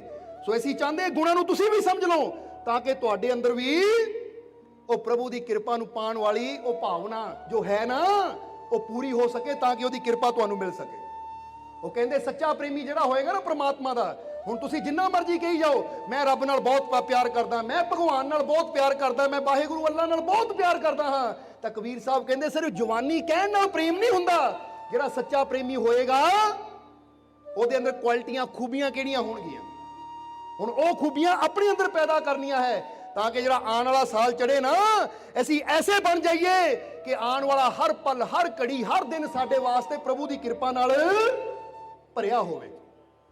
ਹੁਣ ਉਹ ਕਹਿੰਦੇ ਪਹਿਲਾ ਗੁਣ ਇੱਕ ਸੱਚੇ ਪ੍ਰੇਮੀ ਅੰਦਰ ਹੁੰਦਾ, ਪਹਿਲੇ ਸਾਦੇ ਬਚਨ ਕੋ, ਕਿ ਸੱਚਾ ਪ੍ਰੇਮੀ ਸਭ ਤੋਂ ਪਹਿਲਾਂ ਆਪਣੇ ਬਚਨ ਨੂੰ, ਆਪਣੀ ਜ਼ੁਬਾਨ ਨੂੰ, ਆਪਣੇ ਸ਼ਬਦਾਂ ਨੂੰ ਸਾਧਦਾ ਹੈ। ਜਰਾ ਧਿਆਨ ਦੇਣਾ, ਸ਼ਬਦਾਂ ਨੂੰ ਸਾਧਣ ਦਾ ਮਤਲਬ ਕੀ ਹੈ? ਕਿ ਜਿਹੜਾ ਪ੍ਰਭੂ ਦਾ ਸੱਚਾ ਪ੍ਰੇਮੀ ਹੋਏਗਾ ਉਹ ਕਦੀ ਵੀ ਕੋਈ ਐਸਾ ਸ਼ਬਦ ਨਹੀਂ ਬੋਲੇਗਾ ਜਿਹਦੇ ਨਾਲ ਕਿਸੇ ਨੂੰ ਤਕਲੀਫ ਹੋਵੇ। ਕੋਈ ਵੀ ਐਸਾ ਸ਼ਬਦ ਨਹੀਂ ਬੋਲੇਗਾ ਜਿਹਦੇ ਨਾਲ ਕਿਸੇ ਦਾ ਦਿਲ ਦੁਖੇ, ਕਿਸੇ ਦਾ ਬੁਰਾ ਹੋਵੇ। ਸਮਝਦੇ ਹੋ ਕਿ ਨਹੀਂ? ਕਿਉਂਕਿ ਕਈ ਵਾਰ ਦੇਖਿਆ ਕਿ ਇਨਸਾਨ ਬਹੁਤ ਸ਼ਬਦ ਐਸੇ ਬੋਲਦਾ ਹੈ, ਮਜ਼ਾਕ ਵਿੱਚ ਬੋਲ ਦਿੰਦਾ ਹੈ, ਜਿਹਦੇ ਨਾਲ ਦੂਜਿਆਂ ਨੂੰ ਬੜੀ ਤਕਲੀਫ ਹੁੰਦੀ ਹੈ। ਕਹਿੰਦੇ ਪ੍ਰਮਾਤਮਾ ਦਾ ਪਿਆਰਾ, ਉਹ ਪ੍ਰਭੂ ਦਾ ਪਿਆਰਾ। ਹੁਣ ਇੱਥੇ ਕਹਾਣੀ ਦੱਸਣਾ ਚਾਹੁੰਦੇ ਤੁਹਾਨੂੰ ਇੱਕ, ਕਿ ਹਜ਼ੂਰ ਮੁਹੰਮਦ ਆਪਣੇ ਸੇਵਕਾਂ ਦੇ ਨਾਲ ਤੁਰੇ ਜਾ ਰਹੇ ਸੀ। ਜਰਾ ਧਿਆਨ ਦੇਣ ਵਾਲੀ ਗੱਲ ਹੈ, ਆਪਣੇ ਸੇਵਕਾਂ ਨਾਲ ਤੁਰੇ ਜਾ ਰਹੇ ਸੀ ਤਾਂ ਅੱਗੇ ਉਹਨਾਂ ਨੇ ਕੀ ਦੇਖਿਆ ਕਿ ਇੱਕ ਕੁੱਤੀ ਹੈ ਜਿਹੜੀ ਰਸਤੇ 'ਚ ਬੈਠੀ ਹੈ, ਕਿਉਂਕਿ ਉਸ ਵੇਲੇ ਪਗਡੰਡੀਆਂ ਹੁੰਦੀਆਂ ਸੀ। ਉਹ ਆਪਣੇ ਬੱਚਿਆਂ ਨੂੰ ਦੁੱਧ ਪਿਲਾ ਰਹੀ ਹੈ, ਆਪਣੇ ਬੱਚਿਆਂ ਨੂੰ ਦੁੱਧ ਪਿਲਾ ਰਹੀ ਹੈ। ਤਾਂ ਇੱਕ ਦੋ ਸੇਵਕ ਅੱਗੇ ਹੋਏ, ਉਹਨੂੰ ਪਰੇ ਕਰਨ ਨੂੰ ਹਜ਼ੂਰ ਨੇ ਰੋਕਿਆ, ਰੁਕੋ ਅਸੀਂ ਰਸਤਾ ਬਦਲ ਕੇ ਚੱਲਦੇ ਹਾਂ ਤਾਂ ਕਿ ਇਹਨੂੰ ਤਕਲੀਫ ਨਾ ਹੋਵੇ, ਕਿਉਂਕਿ ਇਸ ਲਈ ਆਪਣੇ ਬੱਚਿਆਂ ਨੂੰ ਇਹ ਦੁੱਧ ਦੇ ਰਹੀ ਹੈ। ਜ਼ਰਾ ਗੌਰ ਕਰਨਾ, ਉਹਨਾਂ ਨੇ ਰਸਤਾ ਘੁੰਮਿਆ, ਰਸਤਾ ਘੁੰਮ ਕੇ ਗਏ, ਬਦਲ ਕੇ ਗਏ ਅੱਗੇ, ਪਰ ਉਹਨਾਂ ਨੇ ਇਹ ਨਹੀਂ ਸੋਚਿਆ, ਨਹੀਂ ਤਾਂ ਬੰਦਾ ਹੀ ਕਰਦਾ, ਪੱਥਰ ਮਾਰਦਾ ਕਿ ਮੇਰਾ ਰਸਤਾ ਕਲੀਅਰ ਹੋਣਾ ਚਾਹੀਦਾ, ਮੈਂ ਕਿਉਂ ਕੰਡਿਆਂ 'ਚ ਹੀ ਜਾਵਾਂ, ਮੈਂ ਕਿਉਂ ਝਾੜੀਆਂ 'ਚ ਹੀ ਜਾਵਾਂ। ਕਿਉਂਕਿ ਉਹ ਹਾਲਾਤ ਵੀ ਐਸੇ ਸੀ। ਅੱਜ ਕੱਲ ਤਾਂ ਪੱਕੇ ਰੋਡ ਹੈ, ਪੱਕੀਆਂ ਸੜਕਾਂ ਆ, ਉਸ ਵੇਲੇ ਤਾਂ ਪਗਡੰਡੀਆਂ ਹੁੰਦੀਆਂ ਚਾਰੋਂ ਪਾਸੇ। ਰਸਤੇ ਕਿੱਦਾਂ ਦੇ ਹੁੰਦੇ ਸੀ? ਮਲੇ ਝਾੜ ਜਖੜ, ਪਤਾ ਹੀ ਹੈ ਇਨਸਾਨ ਨੂੰ, ਜਿਹੜੇ ਬਜ਼ੁਰਗ ਬੈਠੇ ਪਤਾ ਹੀ ਹੈ ਕਿ ਅੱਜ ਤੋਂ 50-60 ਸਾਲ ਪਹਿਲਾਂ ਪਿੰਡਾਂ ਦੇ ਰਸਤਿਆਂ ਦੇ ਹਾਲਾਤ ਕੀ ਸੀ। ਸੋ ਕਹਿਣ ਦਾ ਮਤਲਬ ਕੀ ਹੈ ਕਿ ਜਿਹੜਾ ਪ੍ਰਮਾਤਮਾ ਨਾਲ ਵਾਕਈ ਪ੍ਰੇਮ ਕਰਨ ਵਾਲਾ ਬੰਦਾ ਕਹਿ ਤਾਂ ਦਿੰਦਾ ਮੈਂ ਰੱਬ ਨਾਲ ਬੜਾ ਪ੍ਰੇਮ ਕਰਦਾ ਹੈ, ਪਰ ਪ੍ਰੇਮ ਦਾ ਪਤਾ ਉਹਦੀ ਕਰਨੀ ਤੋਂ ਲੱਗਦਾ ਹੈ ਕਿ ਅਸੀਂ ਦੂਜਿਆਂ ਨੂੰ ਤਕਲੀਫ ਦਿੰਦੇ ਆ ਜਾਂ ਦੂਜਿਆਂ ਨੂੰ ਖੁਸ਼ੀ ਦਿੰਦੇ ਆ।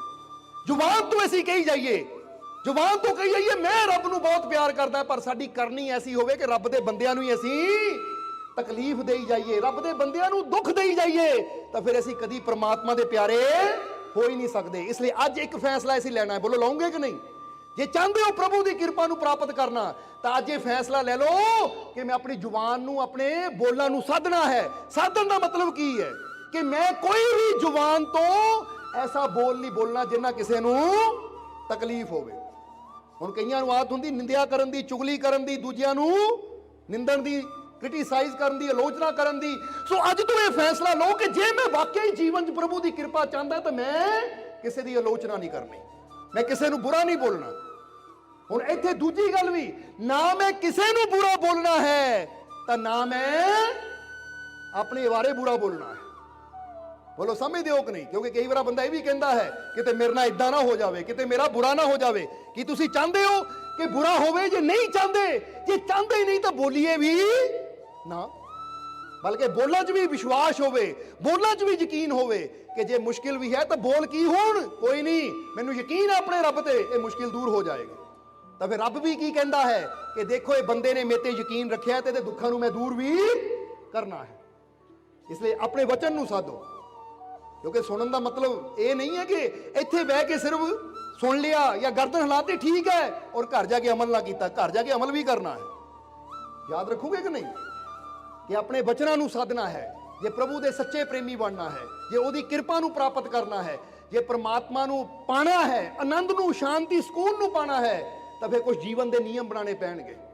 ਪਹਿਲੇ ਸਾਦੇ ਵਚਨ ਕੋ, ਪਹਿਲਾਂ ਆਪਣੇ ਵਚਨ ਨੂੰ ਸਾਧ ਲਓ। ਵਚਨ ਦਾ ਮਤਲਬ ਹੁੰਦਾ ਜੋ ਅਸੀਂ ਬੋਲਦੇ ਹਾਂ, ਜੋ ਅਸੀਂ ਗੱਲ ਕਰਦੇ ਹਾਂ, ਅਸੀਂ ਇਹ ਵਿਚਾਰ ਕਰਕੇ ਕਰਨਾ ਹੈ ਕਿ ਜੋ ਮੈਂ ਬੋਲ ਰਿਹਾ ਅੱਛਾ ਬੋਲ ਰਿਹਾ, ਮਾੜਾ ਬੋਲ ਰਿਹਾ ਹਾਂ, ਬਸ ਅੱਛਾ ਮੇਰੀ ਜ਼ੁਬਾਨ ਤੋਂ ਨਿਕਲੇ ਸਭ ਦੇ ਵਾਸਤੇ।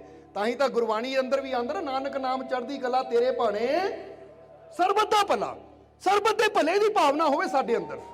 ਪਹਿਲੇ ਸਾਧੇ ਬਚਨ ਕੋ, ਫਿਰ ਦੂਜਾ ਸਾਧੇ ਦੇਹ। ਇਹ ਦੇਹੀ ਨੂੰ ਵੀ ਸਾਧਨਾ ਹੈ। ਦੇਹੀ ਨੂੰ ਸਾਧਨ ਦਾ ਮਤਲਬ ਕੀ ਹੈ? ਹੁਣ ਜ਼ਰਾ ਧਿਆਨ ਦੇਣਾ ਕਿ ਦੇਹੀ ਨੂੰ ਸਾਧਨ ਦਾ ਮਤਲਬ ਹੈ ਕਿ ਦੇਹਿਕ ਤੌਰ ਤੇ ਮੈਂ ਕੋਈ ਇਦਾਂ ਦਾ ਕਰਮ ਨਹੀਂ ਕਰਨਾ ਜਿਹਨਾਂ ਕਿਸੇ ਨੂੰ ਤਕਲੀਫ ਹੋਵੇ। ਕਿਉਂਕਿ ਸਰੀਰਕ ਤੌਰ ਤੇ ਤੁਸੀਂ ਕਹੋ ਨਾ ਬੋਲਦਾ ਨਹੀਂ, ਪਰ ਜਾ ਕੇ ਚਪੇੜ ਮਾਰ ਦਿੰਦਾ, ਮੈਂ ਕਿਹੜਾ ਬੋਲ ਰਿਹਾ। ਸਰੀਰਕ ਤੌਰ ਤੇ ਜਾ ਕੇ ਧੌਣ ਫੜ ਲੈਂਦਾ ਮੈਂ। ਤਾਂ ਉੱਥੇ ਵੀ ਕਹਿੰਦੇ ਆਪਣੇ ਸਰੀਰ ਨੂੰ ਵੀ ਸਾਧਨਾ ਹੈ। ਕਿਉਂਕਿ ਕਈ ਵਾਰ ਬੰਦਾ ਕਹਿੰਦਾ ਗੁੱਸਾ ਆਇਆ ਸੀ, ਉਹ ਤੇਰਾ ਗਲ ਘੁੱਟ ਹੋ ਗਿਆ, ਗੁੱਸਾ ਆਇਆ ਸੀ, ਆ ਚੀਜ਼ ਚੱਕ ਕੇ ਮਾਰਤੀ, ਬਾਅਦ ਚੋਂ ਬੰਦਾ ਪਛਤਾਉਂਦਾ ਇਹ ਮੈਂ ਕਿਉਂ ਕੀਤਾ। ਹੋ ਜਾਂਦਾ ਕਿ ਨਹੀਂ ਏਦਾਂ? ਹੁਣ ਕਹਿੰਦੇ ਉੱਥੇ ਹੌਲੀ ਹੌਲੀ ਆਪਣੀ ਦੇਹੀ ਨੂੰ ਸਾਧਨਾ ਹੈ, ਆਪਣੀ ਦੇਹੀ ਨੂੰ ਕੰਟਰੋਲ 'ਚ ਕਰਨਾ ਹੈ। ਕਿਉਂਕਿ ਤੇਰਾ ਸਰੀਰ ਹੈ, ਤੇਰੇ ਕੰਟਰੋਲ 'ਚ ਹੋਣਾ ਚਾਹੀਦਾ ਕਿ ਸਰੀਰਕ ਤੌਰ ਤੇ ਵੀ ਮੈਂ ਕੁਝ ਬੁਰਾ ਨਹੀਂ ਕਰਨਾ। ਇਹ ਸਰੀਰ ਦੇ ਅੰਦਰ ਮੈਂ ਕੋਈ ਬੁਰੀ ਚੀਜ਼ ਵੀ ਨਹੀਂ ਪਾਣੀ। ਕਿਸੇ ਨੂੰ ਨਸ਼ਾ ਕਰਨ ਦੀ ਆਦਤ ਹੁੰਦੀ ਹੈ, ਕਿਸੇ ਨੂੰ ਬੁਰੀਆਂ ਚੀਜ਼ਾਂ ਖਾਣ ਦੀ ਆਦਤ ਹੁੰਦੀ ਹੈ, ਕਿ ਉਹ ਬੁਰੀ ਚੀਜ਼ ਵੀ ਮੇਰੇ ਅੰਦਰ ਨਹੀਂ ਜਾਣੀ ਚਾਹੀਦੀ। ਮੇਰਾ ਆਪਣੀ ਦੇਹ ਤੇ ਵੀ ਪੂਰਾ ਕੰਟਰੋਲ ਆ। ਔਰ ਸਾਧਨ ਦਾ ਮਤਲਬ ਕੀ ਹੈ? ਸਾਧਨ ਦਾ ਮਤਲਬ ਇਹੀ ਹੈ ਕਿ ਸਾਧਨਾ ਕਰਨੀ ਹੈ, ਪਰ ਸਾਧਨਾ ਇਹ ਨਹੀਂ ਕਿ ਜੰਗਲਾਂ 'ਚ ਜਾ ਕੇ ਬੈਠਣਾ ਹੈ। ਸਾਧਨਾ ਦਾ ਮਤਲਬ ਹੈ ਕਿ ਇਹ ਮੇਰੀ ਸਾਧਨਾ ਹੀ ਹੈ ਕਿ ਮੈਂ ਆਪਣੇ ਸਰੀਰ ਨੂੰ ਹੁਣ ਕੰਟਰੋਲ 'ਚ ਕਰ ਰਿਹਾ ਹਾਂ, ਮੈਂ ਆਪਣੀ ਜ਼ੁਬਾਨ ਨੂੰ, ਆਪਣੇ ਸ਼ਬਦਾਂ ਨੂੰ ਕੰਟਰੋਲ 'ਚ ਕਰ ਰਿਹਾ ਹਾਂ। ਇਹੀ ਮੇਰਾ ਇੱਕ ਤਪ ਹੈ, ਇਹੀ ਮੇਰੀ ਇੱਕ ਸਾਧਨਾ ਹੈ। ਇਸ ਲਈ ਸਾਧਨਾ ਉਹ ਕਰੋ ਜਿਹੜੀ ਕਰਨ ਦਾ ਸਾਨੂੰ ਵੀ ਫਾਇਦਾ ਹੋਵੇ ਤਾਂ ਸਮਾਜ ਨੂੰ ਵੀ ਫਾਇਦਾ ਹੋਵੇ ਔਰ ਸਾਡਾ ਰੱਬ ਵੀ ਖੁਸ਼ ਹੋਵੇ। ਇਸ ਲਈ ਉਹਨਾਂ ਨੇ ਕਿਹਾ ਦੂਜਾ ਗੁਣ, ਇੱਕ ਪ੍ਰੇਮੀ ਅੰਦਰ ਕੀ ਹੁੰਦਾ ਹੈ? ਦੂਜਾ ਸਾਦੇ ਦੇਹ। ਆਪਣੇ ਦੇਹ ਨੂੰ ਸਾਧਦਾ ਹੈ ਉਹ, ਕਿ ਦੇਹਿਕ ਤੌਰ ਤੇ ਉਹ ਬੁਰੀ ਜਗ੍ਹਾ ਨਹੀਂ ਜਾਂਦਾ, ਬੁਰਾ ਕਰਮ ਨਹੀਂ ਕਰਦਾ ਔਰ ਬੁਰਾਈ ਤੋਂ ਰੁਕਦਾ ਹੈ। ਜੇ ਪਤਾ ਹੈ ਕਿ ਆਹ ਪੈਰ ਮੈਨੂੰ ਬੁਰਾਈ ਵਾਲੇ ਪਾਸੇ ਵੀ ਲਿਜਾ ਸਕਦੇ, ਅੱਛਾਈ ਵਾਲੇ ਪਾਸੇ ਵੀ ਲਿਜਾ ਸਕਦੇ ਆ, ਤਾਂ ਜਿਹੜੇ ਪ੍ਰਭੂ ਦੇ ਪ੍ਰੇਮੀ ਹੋਣਗੇ ਉਹ ਆਪਣੇ ਜਿਸਮ ਨੂੰ, ਉਹਨਾਂ ਕਦਮਾਂ ਨੂੰ ਰੋਕਣਗੇ ਕਿ ਬੁਰੇ ਪਾਸੇ ਨਾ ਜਾਵੇ, ਬਲਕਿ ਇਹ ਸਹੀ ਪਾਸੇ ਜਾਵੇ। ਉਹਨੂੰ ਕਹਿੰਦੇ ਦੇਹ ਨੂੰ ਸਾਧ ਲਿਆ। ਹੁਣ ਤੀਜਾ ਉਹਨਾਂ ਨੇ ਕੀ ਕਿਹਾ? ਤੀਜਾ ਮਨ ਕੋ ਸਾਧੀਏ ਸਭ ਸੇ ਕਰੇ ਸਨੇਹ। ਹੁਣ ਤੀਜਾ ਗੁਣ ਉਹ ਕਹਿੰਦੇ ਆਪਣੇ ਮਨ ਨੂੰ ਵੀ ਸਾਧਨਾ ਹੈ ਕਿ ਆਪਣੇ ਮਨ ਨੂੰ ਵੀ ਬੁਰੇ ਪਾਸੇ ਰੋਕਣਾ ਹੈ। ਜਿੱਦਾਂ ਪਹਿਲੇ ਹੀ ਅਸੀਂ ਦੱਸਿਆ ਕਿ ਮਨ ਦੇ ਅੰਦਰ ਨੈਗੇਟਿਵ ਸੋਚਾਂ ਚੱਲਦੀਆਂ ਰਹਿਣਗੀਆਂ, ਬੁਰੀਆਂ ਸੋਚਾਂ ਚੱਲਦੀਆਂ ਰਹਿਣਗੀਆਂ, ਤਾਂ ਫਿਰ ਸਾਡੇ ਜੀਵਨ 'ਚ ਡਰ ਹੋਏਗਾ, ਚਿੰਤਾ ਹੋਏਗੀ, ਸਾਡਾ ਜੀਵਨ ਦੁੱਖਾਂ ਨਾਲ ਭਰ ਜਾਏਗਾ। ਪਰ ਜੇ ਸਾਡੇ ਅੰਦਰ ਵਿਸ਼ਵਾਸ ਦੀ ਸੋਚ ਚਲੇਗੀ, ਭਰੋਸੇ ਦੀ ਸੋਚ ਚਲੇਗੀ, ਆਪਣੇ ਰੱਬ ਦੇ ਯਕੀਨ ਦੀ ਸੋਚ ਹੋਏਗੀ ਕਿ ਮੈਨੂੰ ਆਪਣੇ ਰੱਬ ਤੇ ਪੂਰਾ ਯਕੀਨ ਹੈ, ਤਾਂ ਫਿਰ ਜਿਨ੍ਹਾਂ ਦੇ ਅੰਦਰ ਯਕੀਨ ਹੈ ਉਹਨਾਂ ਦੇ ਡਰ, ਉਹਨਾਂ ਦੀ ਚਿੰਤਾ ਪਰੇਸ਼ਾਨੀਆਂ ਵੀ ਦੂਰ ਹੋ ਜਾਂਦੀਆਂ ਹੈ। ਇਸ ਲਈ ਅੱਜ ਤੋਂ ਆਪਣੇ ਮਨ ਨੂੰ ਵੀ ਸਾਧਨਾ ਹੈ। ਸੋ ਇਹ ਗੱਲ ਹਮੇਸ਼ਾ ਯਾਦ ਰੱਖਣੀ ਹੈ ਕਿ ਜਦ ਵੀ ਮਨ ਤੁਹਾਨੂੰ ਡਰਾਵੇ ਨਾ, ਕੋਈ ਬੁਰੀ ਸੋਚ ਚਲੇ, ਤਾਂ ਉਹਨੂੰ ਨਾਲ ਹੀ ਬਦਲ ਦਿਓ। ਇਹਨੂੰ ਹੀ ਕਹਿੰਦੇ ਵਿਵੇਕ। ਵਿਵੇਕ ਦਾ ਮਤਲਬ ਕੀ ਹੈ? ਵਿਵੇਕ ਦਾ ਮਤਲਬ ਹੈ ਜੋ ਮੇਰੇ ਮਨ 'ਚ ਚੱਲਦਾ ਹੈ ਉਹਨੂੰ ਸਮਝ ਲੈਣਾ ਕਿ ਮੇਰੇ ਵਾਸਤੇ ਅੱਛਾ ਹੈ ਜਾਂ ਮਾੜਾ। ਇਹ ਮੈਨੂੰ ਡਰ ਦੇਣ ਵਾਲੀ ਚੀਜ਼ ਹੈ, ਮੇਰੇ ਵਿਚਾਰ ਮੈਨੂੰ ਡਰਾਉਣ ਵਾਲੇ ਹੈ ਜਾਂ ਇਹ ਮੈਨੂੰ ਹੌਸਲਾ ਦੇਣ ਵਾਲੇ ਹੈ। ਅਗਰ ਡਰਾਉਣ ਵਾਲੇ ਹੈ ਤਾਂ ਉਹਨਾਂ ਨੂੰ ਛੱਡਣਾ ਹੈ, ਤਾਂ ਹੌਸਲਾ ਦੇਣ ਵਾਲੇ ਵਿਚਾਰਾਂ ਨੂੰ ਬਾਰ-ਬਾਰ ਦੁਹਰਾਉਣਾ ਹੈ। ਜ਼ਰਾ ਸਮਝਣਾ ਇਸ ਨੂੰ। ਹੁਣ ਤੁਸੀਂ ਇੱਥੇ ਸੋਚ ਕੇ ਦੇਖੋ, ਕਿਉਂਕਿ ਅਸੀਂ ਇੱਕ ਗੱਲ ਕਹੀ ਦੀ ਹੈ, ਇਸ ਨਗਰ 'ਚ ਵੀ ਪਹਿਲੀ ਵਾਰ ਆਏ ਹਾਂ, ਤਾਂ ਇਹ ਕਹਿਣੀ ਚਾਹਾਂਗੇ ਕਿ ਤੁਹਾਡੇ ਵਿਚਾਰਾਂ ਦਾ ਅਸਰ ਤੁਹਾਡੇ ਜੀਵਨ ਤੇ ਹੁੰਦਾ ਹੈ। ਇਹਨੂੰ ਮੰਨਦੇ ਹੋ ਕਿ ਨਹੀਂ? ਤੁਸੀਂ ਕਿਹੜਾ ਕਿਹੜਾ ਜੀ ਮੰਨਦਾ ਹੈ? ਥੋੜਾ ਪਤਾ ਲੱਗ ਜਾਵੇ ਸਾਨੂੰ, ਫਿਰ ਸਤਸੰਗ ਨੂੰ ਸਮਾਪਤੀ ਵੱਲ ਵੀ ਲੈ ਕੇ ਜਾਣਾ ਹੈ, ਕਿਉਂਕਿ ਲੰਗਰ ਦਾ ਟਾਈਮ ਵੀ ਹੋ ਰਿਹਾ ਹੈ। ਠੀਕ ਹੈ, ਹੁਣ ਤੁਸੀਂ ਮੰਨਦੇ ਹੋ ਨਾ ਵਿਚਾਰਾਂ ਦਾ ਅਸਰ ਸਾਡੇ ਜੀਵਨ ਤੇ ਹੁੰਦਾ ਹੈ।